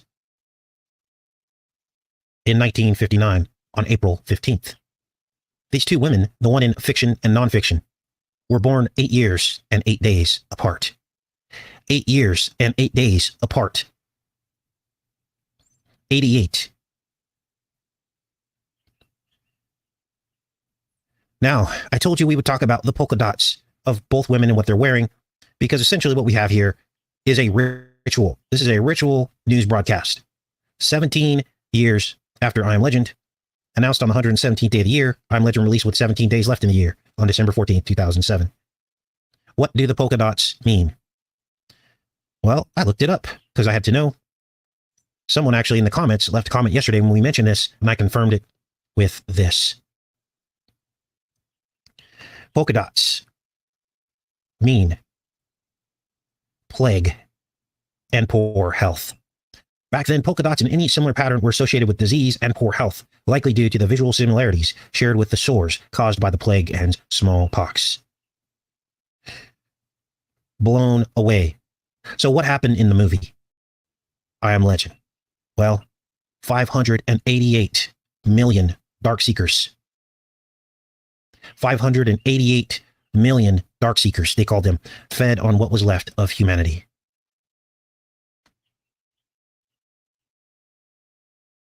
$588 million. There are 58 bedrooms in Mar-a-Lago. There are 58 stories in Trump Tower. Trump would win the 58th presidential quadrennial election 58 years after 1958. And a man named Trump appeared in a 1958 Western episode from the Trackdown TV series, a Western TV series. And in that episode, Trump built a wall. Here's the Trackdown TV series here. Here is the episode. It's called The End of the World. Where'd it go? Where'd it go? There it is. The End of the World is the 30th episode. And in the episode, the man Trump builds a wall and he sells black umbrellas. He sells black umbrellas to save people from the end of the world. The episode aired on the eve of Trump's mother's birthday. May 9th is when it aired. This is Trump's mother's birthday, May 10th, 1912. How old was Trump's mother when this Trackdown episode aired? She was 46 years old, which is the year that Trump was born in 1946, 12 years earlier. 588 million Darkseekers. Here's the movie script right here.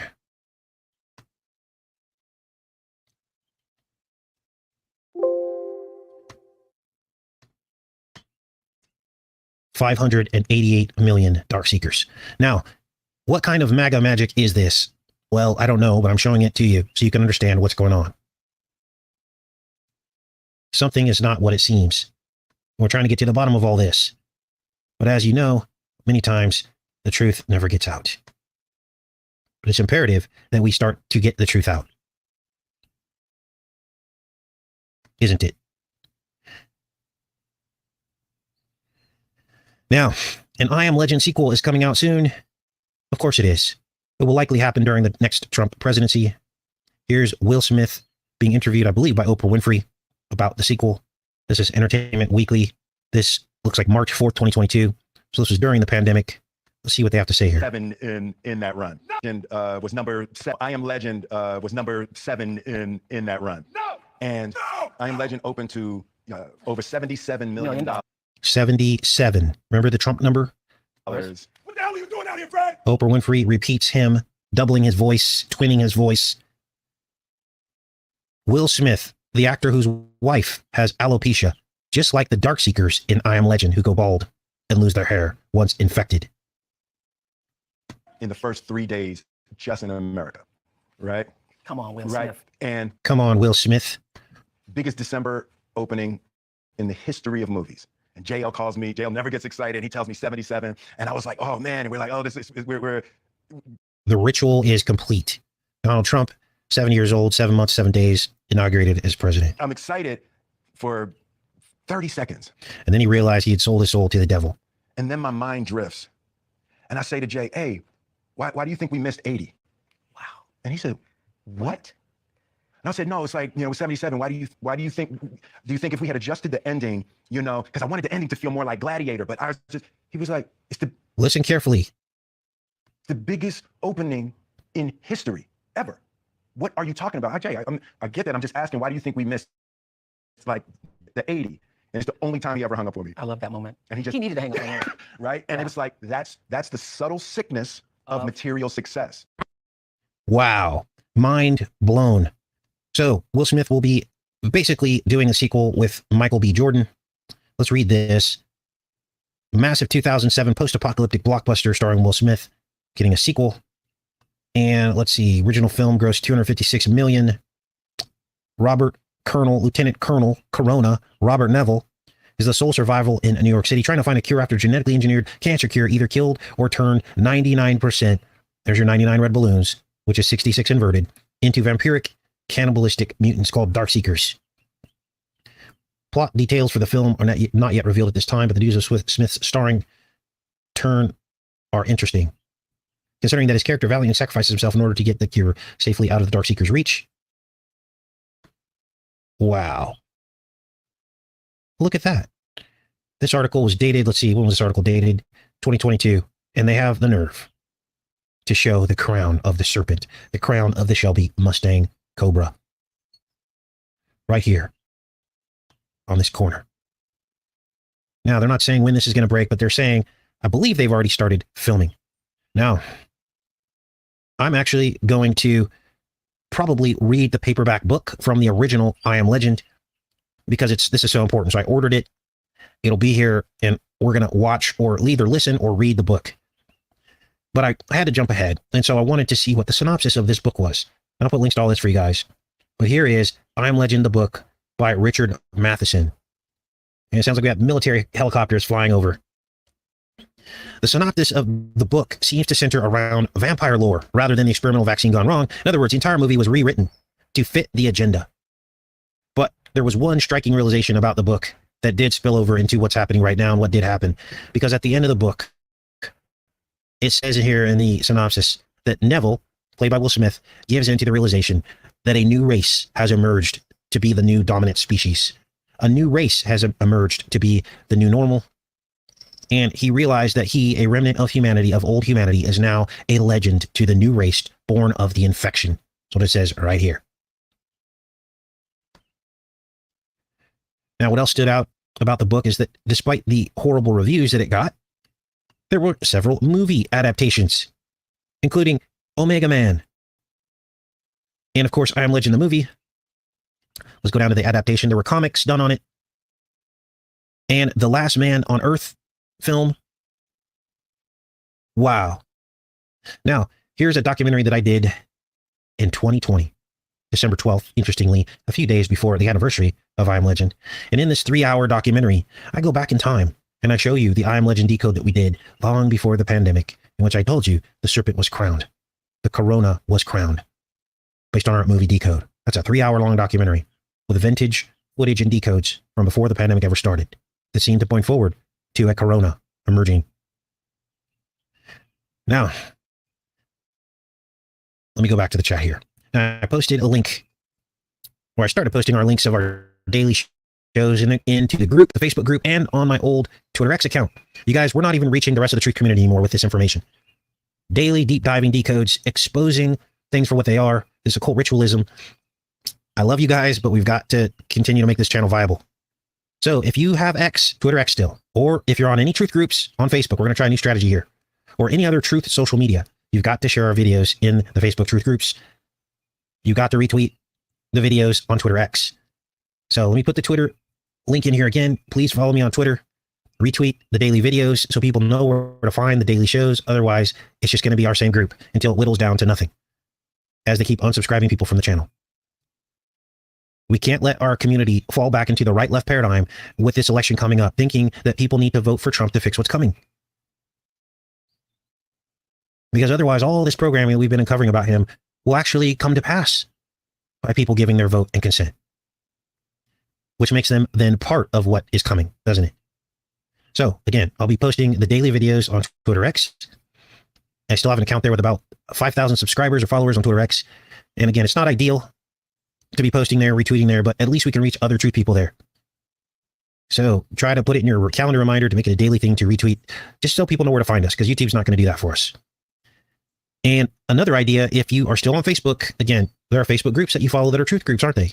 We have our Enter the Stars group, but there are other groups you follow, so you can post our videos in their groups, and that's how the channel will grow as well. I understand the excuse about family and friends not being ready to see an Enter the Stars decode. I totally get that. I don't even share it with my family and friends, but there are still hundreds of thousands, if not millions of people in our truth community that need to see this going into this election, who are tempted to vote for Trump because Biden is so bad, right? But they don't realize the whole thing's a rope-a-dope. Anyway, I appreciate all your efforts to help keep this channel going. Tomorrow, we'll be back with more Coffee Talk headlines. Let me go into the chat for a little bit, just because I haven't been in here for a minute, and see what you guys are up to. Yes, I Am Legend is happening now. They're literally saying they have a cure for cancer. 50% cure rate in mice. And it was the same exact interview, news interview, that opened I Am Legend, with the woman with polka dots, interviewed by a black woman with straightened hair, talking about the same exact thing about a vehicle, taking a vehicle and putting a different cop in it. It's unbelievable. Literally, millions of people should see this. Otherwise, we're all going to be deceived. Nev is captured by the mutants, says Felix. Dark sandy substance mutates and kills humanity. Some mutate to a lower form of mutate. Those of the higher form capture Nev and sentence to lower life forms. That must be what's in the book. So, yeah, we're going to read the book. Again, the book lore is all about vampires. There's a bacterial component to it. They say a bacteria caused it, but they don't say that like a virus caused it. So the movie was completely redone to attach virus lore and rabies and stuff like that to it, rather than what it really was. All right, what else is going on, you guys? Thanks for that. Yes, you want to cast a vote, right in Jesus Christ. His kingdom is the only one that's going to matter. It's built on the rock, not sinking sand. Go back to 1st and 2nd Samuel and read about the first king in the Bible. The first king that the ancient Israelite tribes begged God. They begged God for a king. And God told them exactly what would happen if he granted their wish. He said, the king will take your children and take your wives and take your money. And it's exactly what happened. And he gave them their king. But God was angry because they chose a king over him. And we do the same thing today, don't we? We choose a king over a direct connection to our Lord. All right, what else is going on? Great question. We are citizens of heaven. Absolutely. This is not our world. We're in this world, but not of it. He said they sentenced him to death for killing lower life forms, says Vlog Surfer. Thanks for the correction there. All right. Now, there may be clues in the book, and we're going to be diving into that, see if there's any clues. Cool. Brian says he's closing on his house May 20th. Still looking for a small farm. Congratulations. All right. Thanks, Felix. He's not a doctor, but he goes to the library to teach himself about medicine to find out to fight and save mutants using his immunity. Thanks, Felix. All right. What else is going on, you guys? Yes, voting, the root word for voting is vow. That's the root etymology for the word voting. You're essentially giving your consent and giving a vow. And when they trick you is they propose the person that you vote for. They're never, ever organically presented, ever. They're never organically presented. It's always someone that they've given that they already have control over. So when you vote, you give a vow to evil, essentially. Now, the devil rules this world. The Bible tells us over and over again. Jesus tells us over and over again in the New Testament. The devil rules this world. So if he rules this world, then he rules the leaders of this world. So when you vow, you give your vote. You're giving a vote for the devil, essentially, to continue to deceive the masses. It's nothing personal. It's nothing personal against Trump or against Biden or against Obama. It just is what it is if you believe the Bible. It is what it is. All right. What else is going on, you guys? Yeah, casting a vote, casting a spell. I mean, the etymology's all over it. You go into a booth or a stall like cattle in a little tiny box, which looks like a phone booth. I mean, you draw a curtain. Wow. It's a ritual. It's a ritual. There is no necessary evil. Don't have a cow. Yeah, speaking of cow, Eric, thanks for bringing that up. The baka is the root word for cow. Vaca, cow. It's also the root word for vaccine. So thanks for that. Gotta always take something negative and turn it into a positive. That's why I'm trying to learn how to live life. And that's a whole nother rabbit hole you can go down to see where the root word of vaccine came from. It came from cows. So when you see a cow in certain contexts, you can connect the vaccine to it. Yes, Jamie, like going into a closet to pray. That's what voting's like, except they repurposed it for evil. Yep. All right, guys, the rest of this is up to you. Remember, here's the strategy. Twitter, X, and Facebook groups. We're going to try to break the internet. I know we can do this. Let's get this channel back to its former standing in terms of how many people we were able to reach before. Heck, videos that we did a couple years ago were hitting 15, 20,000 people with far less good decoding. I mean, we're like literally over the target now. The work is so much more accurate. We're literally starting to cover things that aren't even happening yet in the media every single week. Sure, at least you could pick at least 5 things that we start talking about that then occur in the national news every single week. And again, this is not to brag. All the glory goes to the Most High, but it means that we're becoming more accurate. So more people should be tuning in going, wow, that's crazy. Wow, maybe I should give my life to Jesus. Maybe all this is what he's saying is real. Maybe we should tune in and see what's going on and be prepared for what's to come. All right, you guys, we'll be back tomorrow with Between the Headlines. I love each and every one of you. Much love, you guys.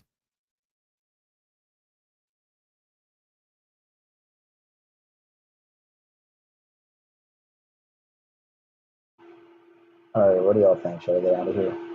It's fucking 4 a.m. It's insanity. I think I'm gonna get out of here. Gonna get out of here. Shout out to y'all.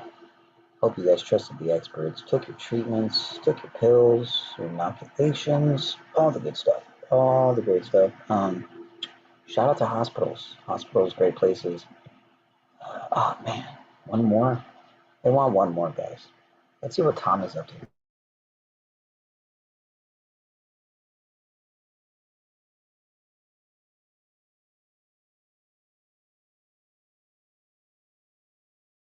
Pussy, not fucking you with that solid dick you got as a stripper when you were young and hot and maybe even got the attention of Tommy Illumitami back then. Yeah, check. You'll be able to flush, and if you need the water bad enough, it's still just bathtub water you can filter, boil, clean up. But you want to get that advantage rolling out because I know a lot of you don't have the fire extinguishers in your kitchen that I choose to have. And I'm starting not to get as heavy about that or I've been eating my emergency food because I don't care what happens. I'll be fine. For the reasons that I talk about all the time, and we'll let the people that would sit here and take notes and rip this off.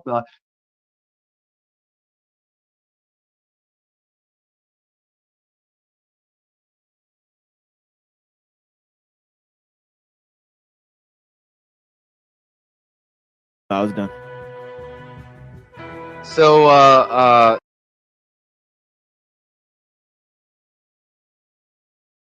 your grandfather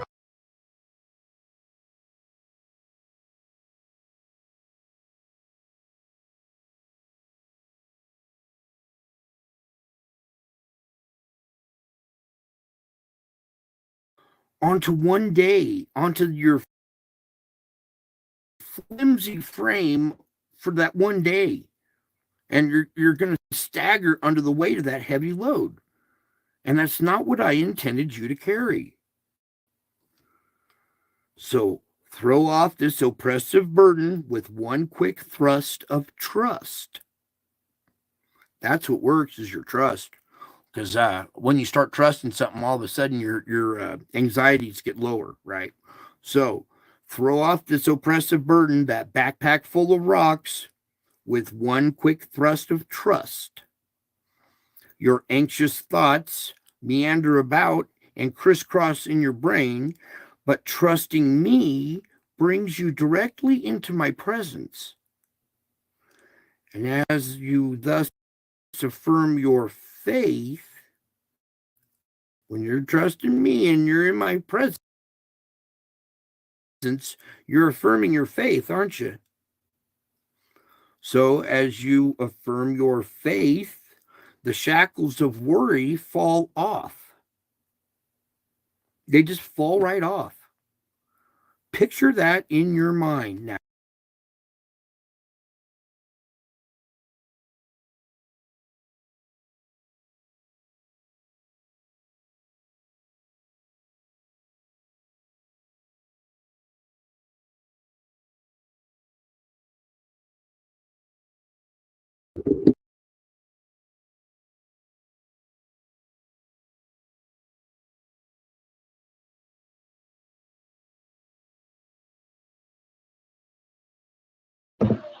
All right, fuck it, one more.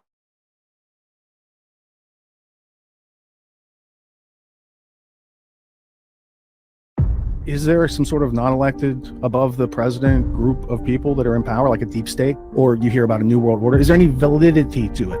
What's the evidence? And then I went around and started collecting artifacts. These facts that are inconvenient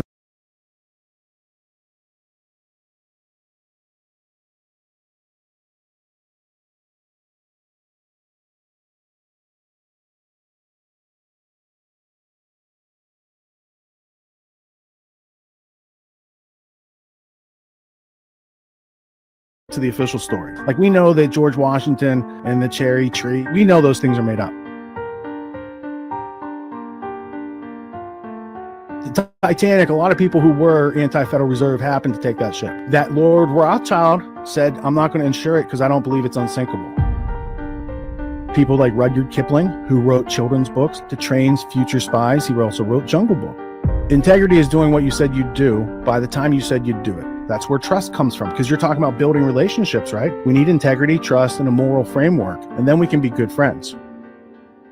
Yo, what up? It's Donut, and you tuning in to all your Illuminati news. And we are here with Richard Grove. Richard, I am so grateful that you're here. You've inspired me so much on my journey, which I call getting wicked smart. It sounds funny, but I really wanted to learn a lot of stuff, and you inspired it. The way you present yourself, the way you speak, and the books you covered. You did a video about the Illuminati Skull and Bones, and you brought up this book, Philo's Reply. Yeah. Second Command of the Illuminati. I read this thing and I dissected it. You also brought up Anthony Sutton's work, the connection to the schooling district, and your interviews with John Taylor Gatto. I mean, you've inspired me so much. I'm just so grateful that you're here. I can't wait for this podcast. How are you? What up, though? I'm glad you're picking up some of what I'm laying down. It's a pleasure to be here. I'm looking forward to this conversation because you're hungry and thirsty for all the evidence and artifacts I've spent 20 years collecting. So it's like a big buffet. You don't have to take it all at once. But yeah, if you want to, yesterday was the Illuminati's birthday. That's an interesting aspect of history as well. Yes, it was the Illuminati's birthday, May Day, 5/1. I'm happy you said that. And you also have this document in your show where you not only get the research, but you put it into a file, and it's like a web. That's incredible. Yeah. If I could put it up on the screen for you, I got something like this right here. I started this model in 2008. I used to work in the IT industry. I sold software to big companies to help them visualize their data. Later, after I was a whistleblower, I found it necessary to ask some questions and find some answers. And the answers got to be complex enough that, you would need to keep better track of it. So I built a model. So what I was showing you first is the originator of Common Core school standards for the world is a guy who's a Rhodes Scholar. And then the question follows, like, what's a Rhodes Scholar and what's the big deal? This is a way that the non-elected rulers, if you will, can structure over multiple decades and generations, a way to take away people's freedom by altering their education into a systematic form of indoctrination, where when you do get posed questions, you don't know how to take advantage of the resources to find the answers. So people are left assuming, and as soon as people assume without having the evidence or a chain of causality that makes sense for the decision, action, choice that's being made, they're under a form of slavery. So you don't need MK Ultra or Jose Delgado hooking up stuff to the bull. Like, as humans, we can assume, and those assumptions, when not accurate to reality, are forms of control. Yeah, I found myself that there was too much to remember in any given line of study. So building out a model and learning how to navigate it and ask questions goes back. Like, if I take you hear this is 2,000 years ago, the Greeks were working on this sort of stuff. And if we move up to today, the applied learning of how human beings work, the applications are called cybernetics. This is like command and control of human beings. You have a history that precedes the concept. And this concept comes out in Fire in the Minds of Men on page 243 by B.F. Chintowski back in 1843. There's people who have had a higher knowledge of how human beings work. And those people in the non-elected ruling class have not used it for our freedom. They have used it to debilitate people's learning abilities. If we take away the ability for an average individual to meet challenges and solve problems, you're going to be left with a lot of mental illness. And when you block people from a goal because they don't know how to solve challenges, they get frustrated and they get aggressive. And, we have pills and we have cages for people who get frustrated and aggressive. So all of a sudden, the 15,000 hours of mandated schooling now doesn't add up to, someone who can survive and thrive and support family and contribute to their community. It adds up to people who are dependent on government to solve their problems all the time. And that would be a good thing if there weren't so many instances in history where government's power has been abused against the individual rights of freedom and of the people. This is what really got me interested in learning about the schooling system, is that you showed Sutton's work in this graph, and it was absolutely incredible. The connections to the Illuminati, to the 201 guys. And I mean, I just absolutely love your work. You bringing up even physical control of the mind that you just brought up, that it goes into these neural links, but also these Brave New World. If you're aggressive, man, you're going to be put into the jail system, which the schooling system seems to be an imitation of. In Vegas, they actually modeled the school for surveillance and the whole Prussian schooling system, just like how this history goes back to control of the mind through the social studies, through all this stuff. I'm so happy that you're here. And everybody, I got Richard Grove's links down below. Go subscribe to his YouTube. You also have something called Autonomy, an autonomy course. I would like to know about that. And what is autonomy? And I jump all over the place No, because you can ask any question anytime during the conversation. I'm cool. Autonomy is a solution set that I built after I found out so much about the problem. Like I found out you're not going to go into the system and fix it because the system's made to be broken. I took skills that I learned during college because college wasn't going to form my future. I already knew that. I invested $5,000 in myself. I bought into a franchise that did like light home renovation and painting, exterior, interior painting. I ran that business for several summers before I graduated. And then when I went into marketplace, that gave me like super skills because no one else had these types of entrepreneur free market within an objective moral boundary type of skills. So I excelled in the market. I earned $1 million with that skill set before I was 30. And then I became a whistleblower. Yeah, then I became a whistleblower under the federal Sarbanes-Oxley statute, which is the same statute they just whacked that guy, the Boeing whistleblower. The new one, the second one. Did you hear about that? No, I only knew. I'm talking about the first one. I didn't know about the second one yet. The second one just passed away. Well, Sarbanes-Oxley is a act in 2002 that's supposed to protect whistleblowers. I proved in my case that the person to whom I blew the whistle to, they ordered my termination that day, which is in effect the opposite of what they're supposed to do. And the fact that I was able to prove that in court and that guy didn't go to jail for prison for 20 years like he's supposed to, taught me like you're playing in a rigged game and I better go back and do a whole bunch of homework before I make any more moves on the board here because there's a whole lot of things on the terrain that were not given to me on the map given through schooling. So then I started reading. And from those reading, then I went out and started asking questions like, is there some sort of non-elected above the president group of people that are in power, like a deep state? Or you hear about a new world order? Is there any validity to it? What's the evidence? And then I went around and started collecting artifacts. So you were an entrepreneur and yeah. I mean, very successful. I grew up in the middle class, my whole family, one side, wicked smart. And then my other side from California, one Massachusetts, one California. California side, all entrepreneurs, didn't go to school, didn't go to college, but I learned from my uncles how to build relationships, having morals, and that's why I believe I was able to excel. So I'm happy that you even touched on that as well. Yeah, the first thing that I found valuable in that entrepreneur education was integrity is doing what you said you'd do by the time you said you'd do it. And then there's rules about communicating, like if I'm going to be late, I would communicate, right? And renegotiate that contract, for example. So learning how to have integrity with yourself and in the agreements you make, first step. Doing that over time consistently then builds trust. That's where trust comes from because you're talking about building relationships, right? We need integrity, trust, and a moral framework. And then we can be good friends, right? So in that milieu, I was discovering it's not the Schoolhouse Rock version of government that we are living under. We have an oligarchy. The votes are like kids in the backseat steering and hoping that the car's going to make a turn. So as I started to discover these facts that are inconvenient to the official story, like we know that George Washington and the cherry tree or Abraham Lincoln, he didn't tell a lie, right? We know those things are made up, but we don't know that most of the history that we've learned through the 20th century is also just as made up and is not reflective of the artifacts and evidence that are available to we the people. So I started back in 2006 with my productions. These were podcasts. These are long form research and educational pieces of content that are evergreen. So if you wanted to know, for instance, about the war on terror and how it started, you could start with my 3-year series, 9/11 Synchronicity. That was an investigation. And then I kept finding stuff out. So then I made a new podcast. It was called The Peace Revolution. And I started that in 2009 and took it to 2018. And that was all about the history of the New World Order, the history of they, them, those who can easily be named in their own words. Here's, history of the United Nations.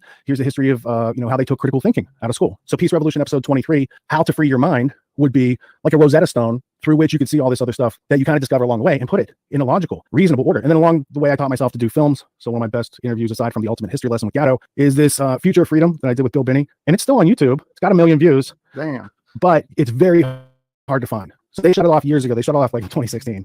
And I've been pretty shadow banned since then because of stuff like that. So that's the NSA technical director, William Binney. Before he was in Oliver Stone film, before he had a higher platform, I did it was probably 3.5 hours in total. This is a 2-hour, 35-minute cut because we cut the breaks and the tape changes and stuff like that out of it. But right. So you've been on a mission.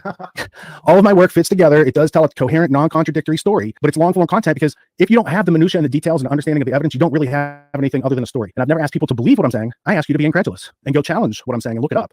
That's how I came onto these books. I was like, no way is there a librarian of Congress who's a Rhodes Scholar who wrote a book about how the Illuminati and these other Jacobin secret societies influence government. But sure enough, in the 1980s, Billington wrote that book, and he is a Cecil Rhodes Scholar. And when you get behind Rhodes and who was he and why does he have a scholarship, the cut to the chase is the British Rothschilds funded Cecil Rhodes. He made a lot of money. He died. He didn't have kids because that was not his proclivity. He left everything back to the Rothschilds, and then they administered his Rhodes Scholarship. So you can really say it's a Rothschild scholarship that is being handed out, and it's in merger with the British Empire's plan for world domination. So, oh man, yeah, I got them slides ready. I'm ready to ask these questions. But before we get into that topic, you were talking about your old podcast called Tragedy and Hope, and I know, gosh, it's not even opened. But heavy book, you've read this, so have Jay. Here quickly, Anglo-American establishment. When you're saying British Empire, what is tragedy and hope? I guess I'll start. What is the tragedy? What is the hope? What's going on here? The tragedy is that all this stuff that I'm about to tell you goes on. The hope is that by maybe people learning about such things, it doesn't have to go on so prolifically. Like, I'm not against people running the world, but if you're doing it by taking away other people's freedom and subjugating them through pain and torture and a whole bunch of not honesty, then that doesn't sound like the best we could do.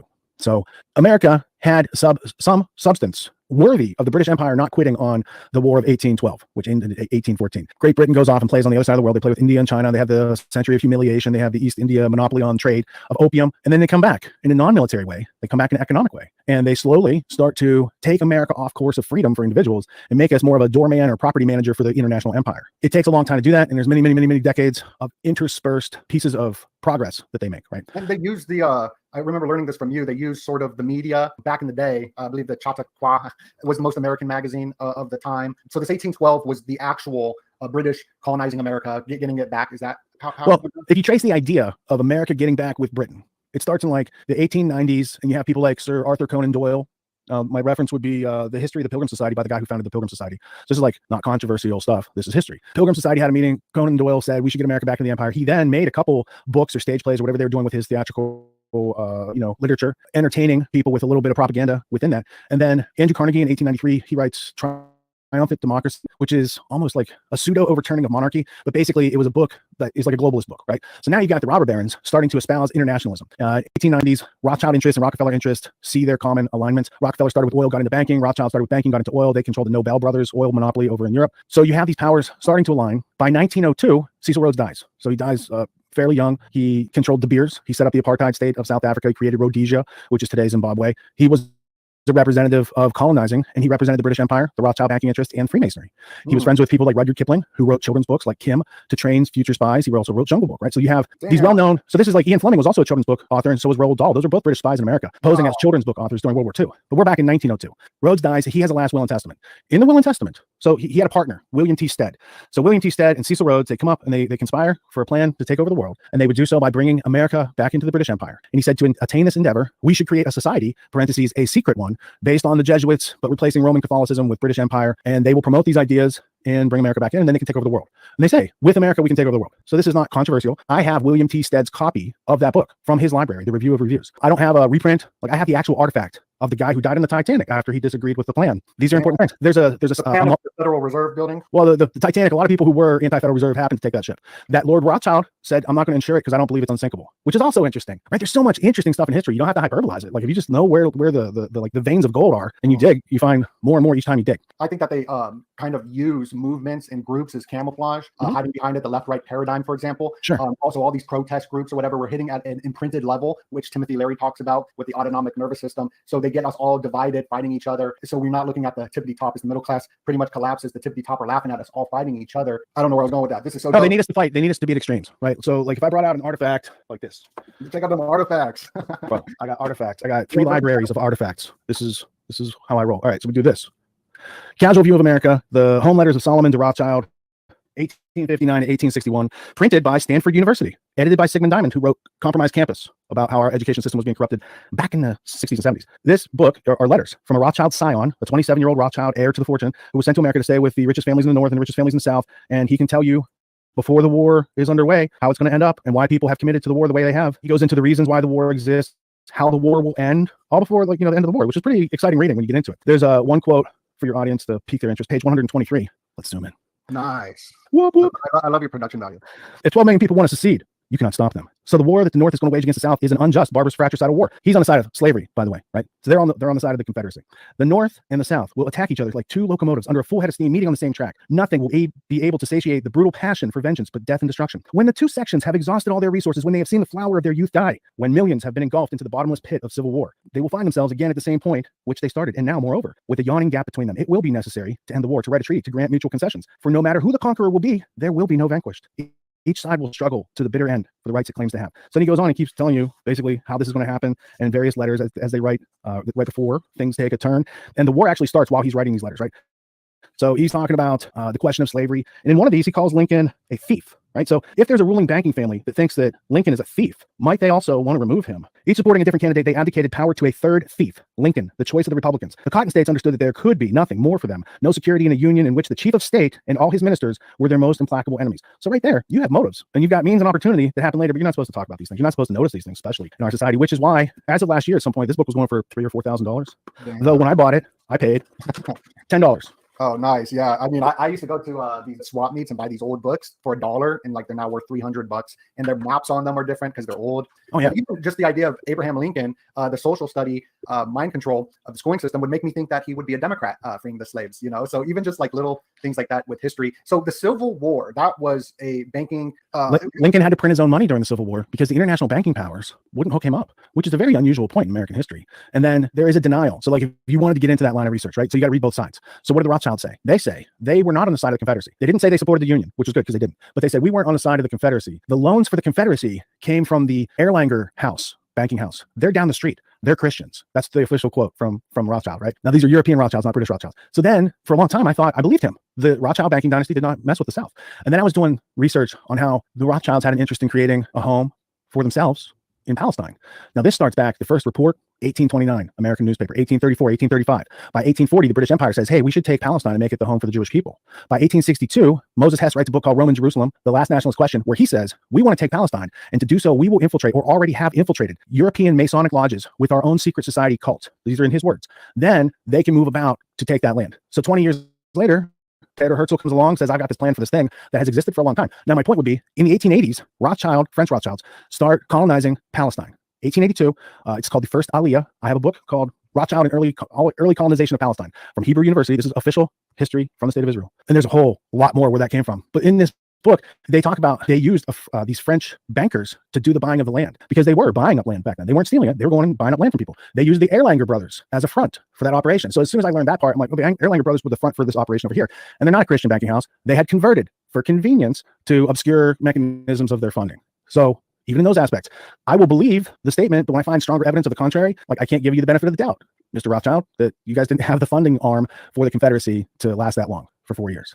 So yeah, and this whole Middle East thing going on, it's so strange, and how people convert all the time, Sabbateans, the Frankists, the different religions or left-right paradigm. It's emotional at the same time and confusing, but it's not that confusing once you start finding out certain elements that have been hidden. Like, for example, the Economist magazine, Rothschild, one Evelyn de Rothschild created it, but they don't like Donald Trump, saying Donald Trump's the biggest danger to the world. But even though he's bringing peace to the Middle East, and then you see the people that helped the Balfour, Rothschild, all that, they were also with the Nazis as well.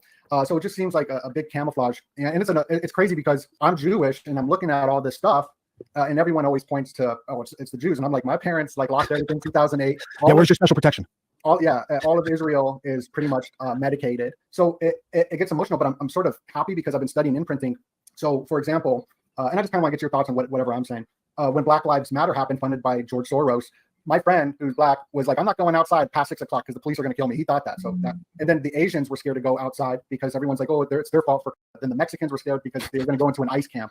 And then, and I think the Christians will be next. Right now, it's the Jews. And I think it's like this looshing energy, divide, conquer AI strategy. What's your thoughts on all that? Like, the position that I'm in is kind of very weird as a Jewish conspiracy guy. First off, all the demographics need to have their fair share of fear, bro. You can't just leave a demographic out. Like, if there's Mexicans involved, you got to make them scared of being cold. Like, there's a whole thing. Like, you just noticed each of those demographics had a specific fear campaign targeting them, right? And then there's overarching fear campaigns. So the way we get out of fear is through education, experience, knowledge, wisdom, having familiarity with the situation, repetition, all these sort of things. You said the Sabbateans, right? So somebody doesn't know what that is, and then it gets lost in the gist, right? So I used to be one of those people too. Here's how I got out of the fear and started getting traction. I would look up things. Who is Sabotage V? By the way, you spells in 10 different ways. Now you got to look it up 10 different ways. But what does the Jewish Encyclopedia say? What's the Encyclopedia Britannica 1911 say, right? What are the reference sources? And then what are the books you could specialize on from that? If we went to a guy like Soros, same question, a little bit more complex. Let's just go anything that's right, because that's where it's weird. Like, Soros is funding a lot of these protests at the colleges right now, but he's 100%. But he's working with also the Third Reich. So it's just so so continue. Yeah, so there are connectivities, and these seeming contradictions can be resolved, right? So Soros, first off, he's more like a chaos magician. So even though he's Jewish, he's anti-Israel. Like, Israel there's a whole history behind the beefs of Soros. So when if I criticize Soros and someone were to say that's anti-Semitic, it's like, no, it doesn't, because like he's actually pro-Palestinian, and they are the Semites, by the way, right? So in that case, unfortunately, I don't think Soros supports the Palestinian cause for anything other than creating chaos. He doesn't really support that cause, but he will throw money and tents and all these sort of things because this is what he does. In the studio behind me, my teaching studio, on the wall, I have a NATO pamphlet from a meeting in 1993.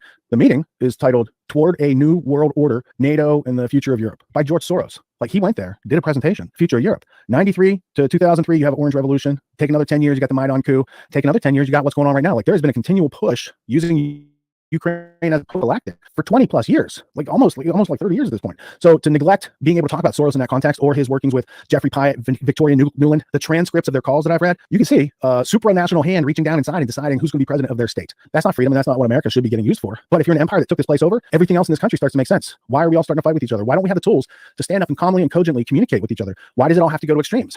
In that Solomon de Rothschild book, recounting how the American Civil War started, it wouldn't have started. Too many people want to be neutral. They don't want anything to do with the extremes. But the more extreme it got on both sides, like the fire eater abolitionists doing stuff that's violent, and then the ones who wanted the slavery supporters being violent, it drew everybody from the normal, the neutral, out to the extremes. And then you can have a civil war situation, because now we've othered everybody. They're the enemy. They're not human. They're like animals. Treat them like Amalek. You might have heard these things recently, right? However, if we're just take a look, we're human individuals with a lot of common needs. This set got this ideas, this set got these set of ideas. No one's trying to remove the contradictions or bridge that gap and close that gap, suture that wound in understanding. Everybody just wants to make war because the whole society is based on that. Peace is not funded out in our society.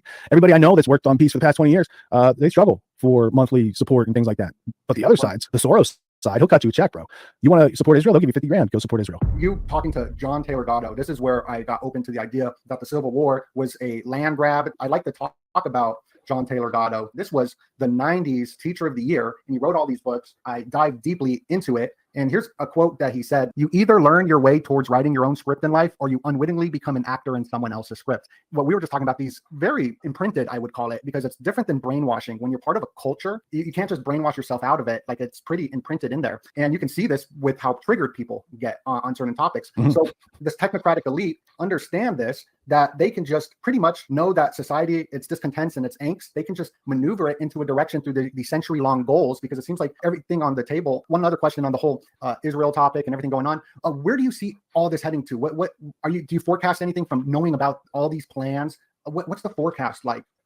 Well, they're trying to get to like a World War III scenario, because then they can take away everyone's rights at once, put the entire world under various military lockdowns. The provoking of war with Iran is very dangerous. The sending of our new Gerald Ford aircraft carrier over there, it's not to protect the Israel-Palestine situation. It's because there's a whole lot of other grievances in that area created over the past 80 years, really over the past 54 years since 67. But things can pop off in a big way over there. And you have Israel's past experience, along with the United States. We were involved with Stuxnet, which was purposefully just trying to like blow some Iranian reactors up and cause, a Chernobyl type of situation. So there's been a lot of bad blood ever since the 1953 Operation Ajax coup in Iran, where the British and Americans went in there and toppled the democratically elected leader, Dr. Mohammad Mossadegh.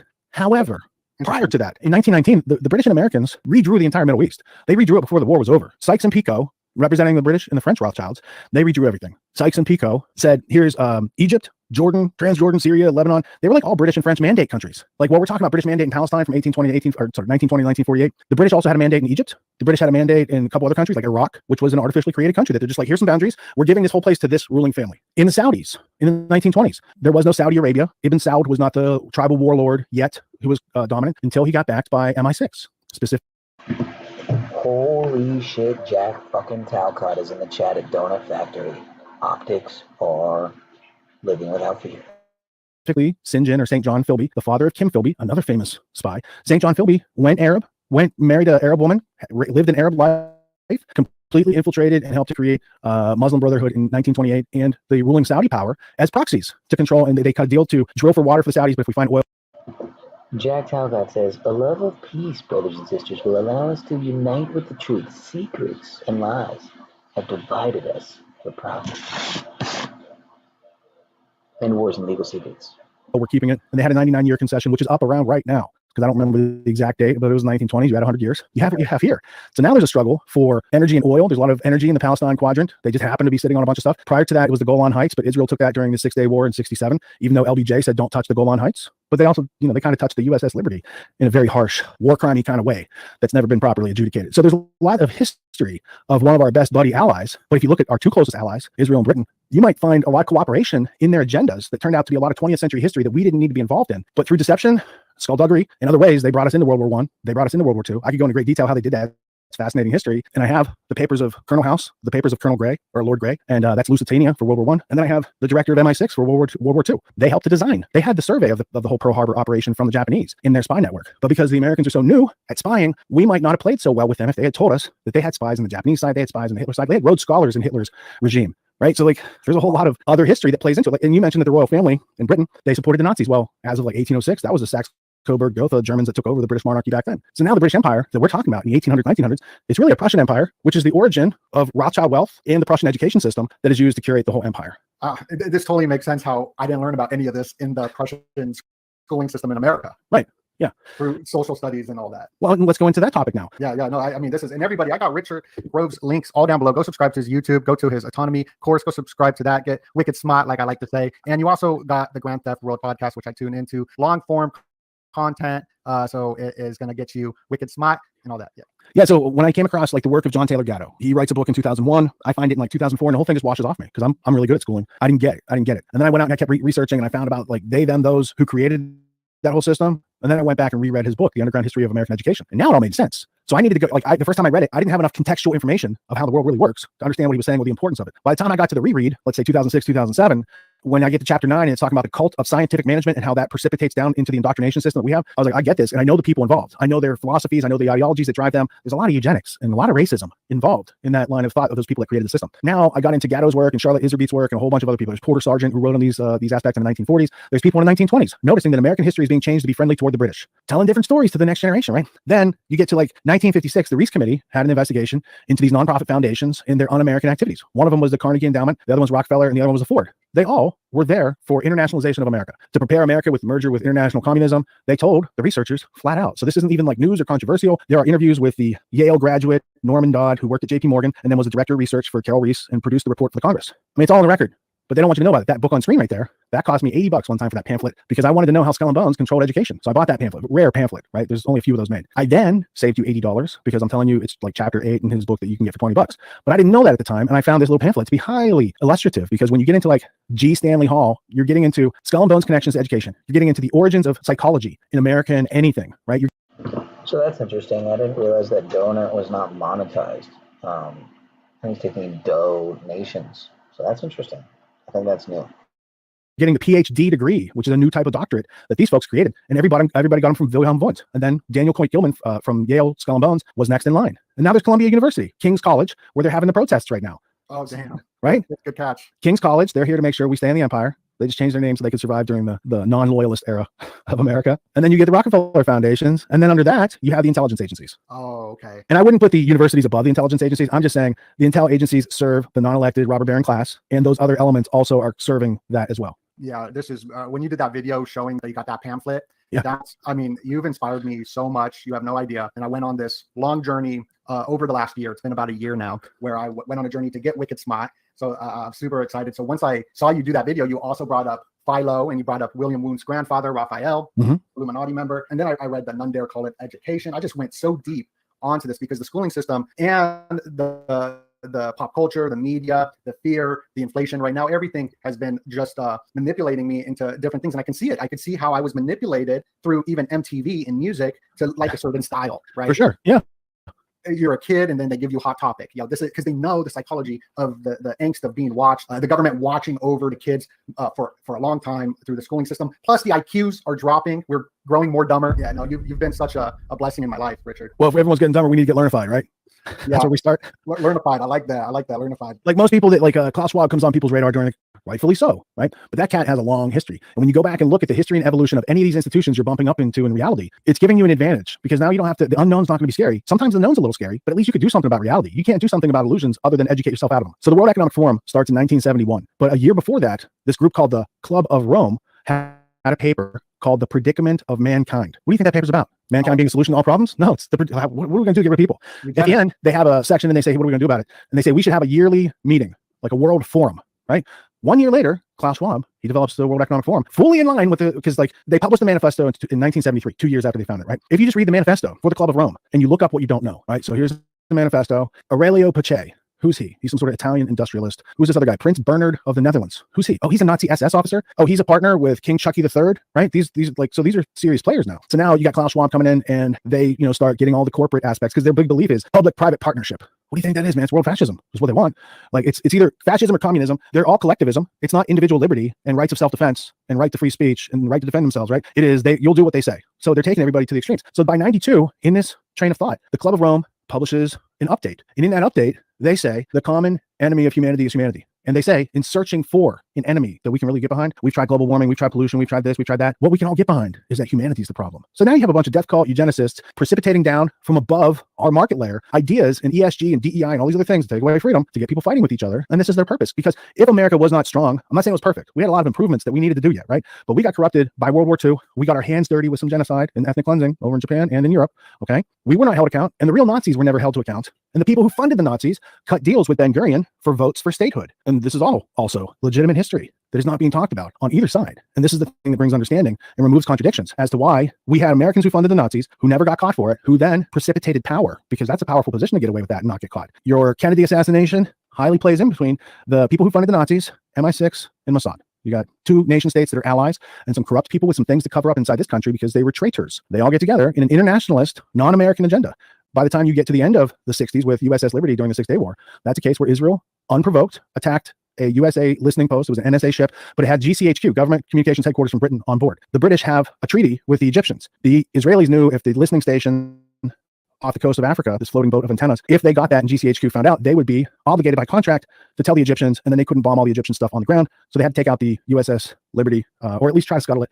Brave soldiers and sailors survived and have asked for justice through my entire lifetime. Yeah, so that's crazy. Yeah, it's just like the imprinting, like I said, they use keywords like Black Lives Matter, right? That's such a key word, or Israel, right? And you're going into some belief systems there, reading the scripture. So they use these words to manipulate for these bloodshed rituals. It's just absolutely it's tragedy, right? Speaking of tragedy and hope, and hopefully uncovering all this. Well, that book, just real quick for your audience, because I never did close that loop. So that big 1,300-page book that you showed was published in 1966 by a Georgetown professor of the Edmund A. Walsh School of Foreign Service. His name was Carroll Quigley, Carroll is a dude's name. He had been mentored by a Cecil Rhodes Rothschild scholar named Crane Brinton. Then Quigley mentored Rhodes scholar Bill Clinton, who became a Rhodes Scholar agenda president for this country, which is pretty far out. I think we might have lost some secrets to Israel during his term. Don't remember, right? Well, there's a whole bunch of stuff going on back then. So now, yeah. So what did Quigley do? Well, Quigley did not write a book to piss off the establishment that he lived with and was friends with in Georgetown. He worked with all these people. He discovered, because a whistleblower came to Quigley, and the whistleblower was from the Cecil Rhodes Roundtable Group that was manipulating 20th century history to be ending in the version of the British Empire's liking, right? So Roundtable Group of conspirators, guy says, I'm going to blow the whistle. Who are you going to blow the whistle to? Who would print it? Nobody. Nobody was, like, there was nobody to print it. So he goes to this professor and he says, hey, I like your work. I think you're a good thinker. Here's what I got going on. So Quigley writes that down. 200-page book, Anglo-American Establishment, published posthumously in 1981. He would not let it be printed during his life. So in 1948, he writes Anglo-American Establishment. He says, here's a group of people with international agendas, and they have subverted America with their agenda. America is in distress. Okay, that's the cover of the book. 1981. So why did he wait 40 years to publish it? Well, he spent the first 20 years after that, 18 years, researching the story to see if it was true. Is there anything to this guy's story? And he went and he researched, I think he's the only person allowed to read the full extent of Council on Foreign Relations archives on the actual history, not the stuff they tell you in the newspaper, but the actual and factual. So from that, now he's like, I'm going to write this big book. Take it easy, Patrick. I love you. Whether you right with you, no homophobia. And within this book, a couple pages, I'm going to give some clarity and transparency to the reader. So the book comes out in 1966. He says on page 50, the Rothschild International Dynasty, working with like the British government, Hitler's banker. There's a whole bunch of interesting stuff right there. Bank for International Settlements, Nazi bank, right? Wilderness Kindergarten. Yeah. And then by the time you get to the publication of Tragedy and Hope, it goes out, it sells out immediately. They find out what Quigley did, and they tell him, there's no demand for your book. We're not reprinting it. In reality, they said, destroy the plates so this book can never be reprinted again. So in 1968, they have a cover-up come out, and it is the second half of the book. So they delete the first half of Quigley's book. They'll let the second half go. The second half is under a title, The World Since 1938, A History by Carroll Quigley, 1968. It's verbatim the end of Tragedy and Hope. It's half the book, but you don't get to know who started the story, right? So now Quigley, he calls, his wife calls, they try to find out, they get lied to. So he's in an audio tape with a New York Times reporter called Rudy Maxa in 1976, shortly before his death. And he recounts all this stuff. So you can listen to the dude talk about it. Real secret society, real whistleblower, real consequences to knowing this stuff. And so he says on like page 960, I've known and been close to many of the agents and instruments in this conspiracy, and I have no aversion to it. I think only that its purpose and works should be known to history. Well, that's kind of the big problem, that it's a secret. And if he says he's against it, they'll probably just whack him. Like he saw JFK within a year after he writes this, RFK, MLK, Martin Luther, like Malcolm X. That's the people who funded the Nazis. Those are the CIA and Mossad and MI6 parts that were in the processing of Nazi war crimes and cleaning up of those war crimes afterwards to make it look like the people that are responsible aren't going to be held responsible. And again, it was bad. I think the people who funded him and covered it up and like massaged the data, they're probably worse because they still they assumed power after the Nazis resigned and surrendered to the United Nations, not to the U.S. and the Allies. Yeah, I mean, it's absolutely wild. Richard, I got all of Richard Grove's links down below. Go subscribe to his YouTube channel right there. Go do it. He's got the autonomy course. Go take that course and go to Grand Theft World. I got all these links below where you can actually get more than you do on YouTube, the long form content. Although your YouTube, you do put out some amazing clips of the long form content over here, Grand Theft World. And your Twitter. Where can people find you? What's on your agenda for where would you like people to go? What can we look out for content from you in the rest of the year? The best place for resources is Linktree. udemy.com/Richard Grove. So you have a whole bunch of like free courses and stuff I give to people who are like trying to improve their mentality and their ability to have free market enterprise and a moral objective framework. So we're not taking away other people's freedom as we do it. My podcast is the Grand Theft World podcast. We do it Sunday nights live for 7 hours. So we go to like 4 or 5 a.m. and we digest all the news from the week and we compare it to reality. And we bring in evidence and resources and lots of books and deep dives. And it's for nerds. And during the week, I teach at the University of Reason, and my flagship course is called Autonomy. It's a 12-week training course twice a year for adults, and we're in week 3 right now. We enroll for the season until week 8. So if people are interested, you can still check it out and get your skills on before the summer. Right. And for everybody that isn't part of the autonomy course, can you give us a little information of or a little suggestion maybe of how should, if you're a business owner like myself, working on products, working on books, working on movies, documentaries, can you give us any suggestions that maybe we could learn in the course on how to maybe, if we haven't accomplished our goals, we're halfway through the year pretty much, almost. So yeah, does that make sense? Yeah, for sure. First off, like the reason I teach it is for adults to have the things that we actually should get from an education. So we should know how to survive and thrive in the world without having to make prey situations with other people. So being able to make your offer to the market in great enough numbers where you can find the people who support you and leave the rest to do whatever they do, right? And you focus on the people who support you. So once you have an offer and you know how to put it in the marketplace, then there's the delegation, the systematization, and those are all like advanced aspects of, I mean, when we get people into the course, there's been 700 students that have gone through. So if you want to know what it's like listen to the people tell their stories of their transformation and check out what they got. And for my part, I provide the structure. So it's like a dojo. Part of it is online lectures. Part of it is exercises with other students. Part of it is question and answer sessions twice a week with the entire student body. Part of it is guest speakers. And then part of it is when you graduate, that we have a whole university of courses that people have lifetime membership to. So it's a one-time, one fee, get in, you have it going on, and you can make friends and continue those relationships for years to come without some other paywall issue where they couldn't afford to stay a member and these sort of things, right? So after running communities online for 20 years, I've come across things to do and things not to do. Like you don't push, persuade, convince, and connive people. You lead them with inspiration and value, and the marketing should be form and function demonstrations of what you do. And these are skills that I appreciate and use every day. And I just wish more people had the choice. Not everyone has to do this. This is an aggressive course of study. It has people from 18 to 85 that have gone through it. I've got, the son of Einstein's former mathematics partner. I've got a former presidential candidate. I've got a former Navy SEAL. There's a lot of high quality, high speed people who've gone through, but I've also had kids that are like working at Starbucks, pouring coffee, and now have a thriving sales career not too long later because they learned the skills of solving problems. And you do that through having conversations, right? So like the first thing we teach students is like the interview skill set, how to ask questions, listen. And then if you can come up with a better plan and get an agreement, you can turn that into a sales skill set. But it's really just a problem solving skill set that we apply like in a corporate or marketing sense in the marketplace. They call it sales or executive skills, but these are all needed by everybody pretty much throughout your whole life. Dope. Awesome. Well, thank you, Richard. I appreciate you for getting us all a little more wicked smart. I look forward to watching your next shows, and hopefully we get a chat again soon. I really appreciate the invitation, Alex. This has been a scintillating conversation, and I hope that the evidence and artifacts that I have marshaled today for your audience stay with them for a long time, because these are the preliminary artifacts of understanding reality. And if you dig into any of the things you were incredulous of when I said them, if you can't find the answers, come to Grand Theft World, put them in the chat. We got all the documents. We got the documents. We got it. All right. Much love, everybody. Right on. God bless you. Thanks.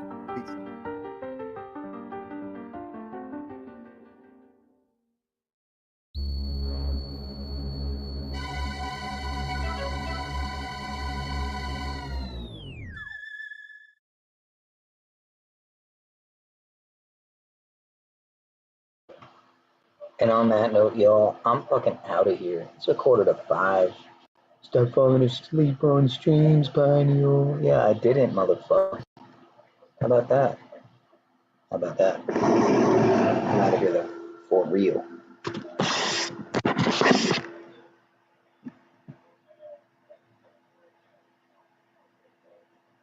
She's sleeping, Grandma? Sleepy little Grandma?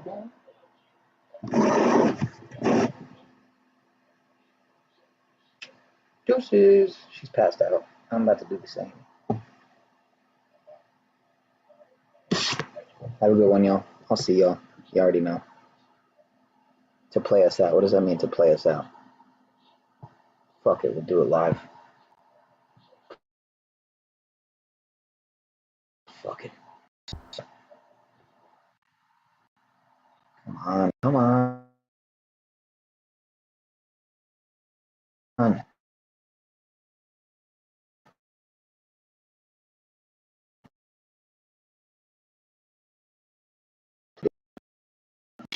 News. Mr. Donut. And Mr. Casey at Enter the Stars as well. I would play this video from Stranger Than Fiction, but geez, it's almost 2 hours. Not gonna happen. Not gonna happen. So how about a short clip? The world will be so fake, it will need to be destroyed. AI.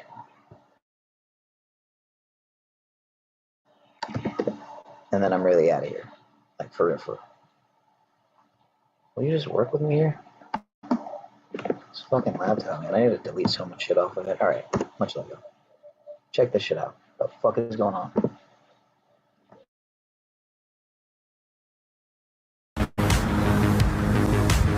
All right, so that's not really there right now at all. This is using the new Simulon app, and you can just look at how freaking real the details look. Look at the shadows, like inside here. And if we look up and around, we got a nice little ladder.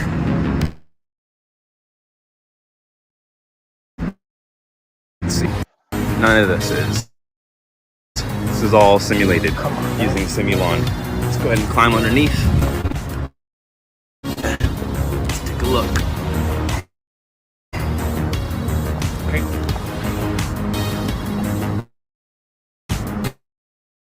We're here.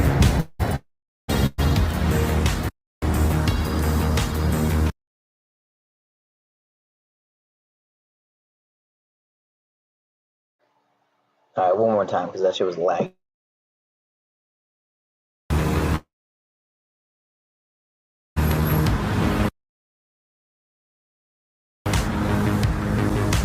Alright, so that's not really there right now at all. This is using the new Simulon app, and you can just look at how freaking real the details look. Look at the shadows, like inside here. And if we look up and around, we got a nice little ladder. Let's see if we can climb up this. Yeah, this is not really here right now. This is all simulated using Simulon. Let's go ahead and climb underneath. Let's take a look. Okay.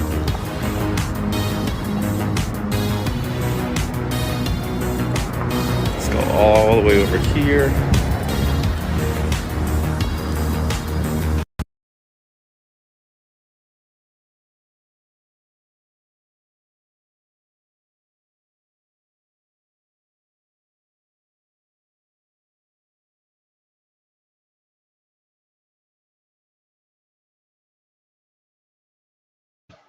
Last one and then I'm out. En the Illuminati. Sí, entiende esto, nosotros no somos parte del Illuminati. But I want to illuminate you. He said, why he making a pyramid? Y dice que está haciendo una pirámide con sus manos. You dumb, ignorant, hell-bound thing. No seas necio. Too dumb to realize that the Illuminati just took everyday hand gestures. No te das cuenta que la organización del Illuminati solamente agarró. It's natural sometimes when you speak to speak, you know, like this or whatever. You know, I see my dad do it all the time. If I wanted to worship the devil, I would have stayed doing that. It's not the devil horns that you see here. This is the devil horns. It's simply a H. H. So when people blatantly do that, they're showing you their allegiance. But I can't say personally that when you see something that it's a coincidence that that's somebody associating themselves with the occult, which was the case with my video. I put up what looks like devil horns. Now, mind you, over 4 years ago, I'm just kind of getting familiar with hand gestures and all of that. I don't really know too much about it. Raspo beats. Yo, you're just fed up of everybody and anybody. Because you realize that the world is not how it appears to be. But the funny thing is, most of the people are not able to see. The world is a stage, harvesting ignorance and rage. Gatekeepers, often activists or ministers, connected by the symbols displayed. Forget the Pharisees. The scribes are writing your plays. Amazon rituals initiate, engage, while they're crying unity like a Mexican wave. I see through the folly saying, oh man, behave. 1619, the so-called year of the slave. The world is a stage, world is a stage. I try to tell them that the world is a stage. And now they're vexed, they have rage. Not with the stage, but the truth like strange. The world is a stage, world is a stage. I tried to tell them that the world is a stage. Now they're vexed, they have rage. Not with the stage, but the truth, life's strange. To blaspheme the Holy Spirit, they tailor the verse. I'm over these performers, misleading with words.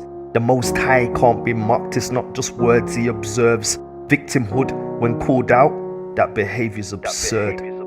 Repent or get purged, no two masters can serve. But folks exempt their idols with impunity. Cause the brotherhood covers up sins with unity. So the lodge is preserved. Most pastors part of the club say you're this and you're that, as they all rub a dub. When called out, act stupid or call you deluded, like you've taken a drug. Some get fresh and say it's a mudra. Damage control, the pedal lies, then maneuver or gang up and say it's for love, to warn others not to highlight their brotherly club. Man, it's up. You know, y'all say don't, you know, touch my anointed and do my prophets no harm. Like you gotta be careful with that. And play the video he showed Eshawn being a Freemason. Let's play that. I'm not gonna do that. If they want to see it, they could go over to his channel. I'm not familiar with the occult in terms of being a part of it, so I don't know what they do. They have secret hand signs, secret gestures that they do, that reveal that only they know. It's a secret society. So the average person is not going to be aware of those things. We've become bored with watching actors give us phony emotions. Preacher is just an actor. What? Yes. Oh my Lord. While the world he inhabits is in some respects counterfeit, there's nothing fake about Truman himself. No scripts, no cue cards. It isn't always Shakespeare, but it's genuine.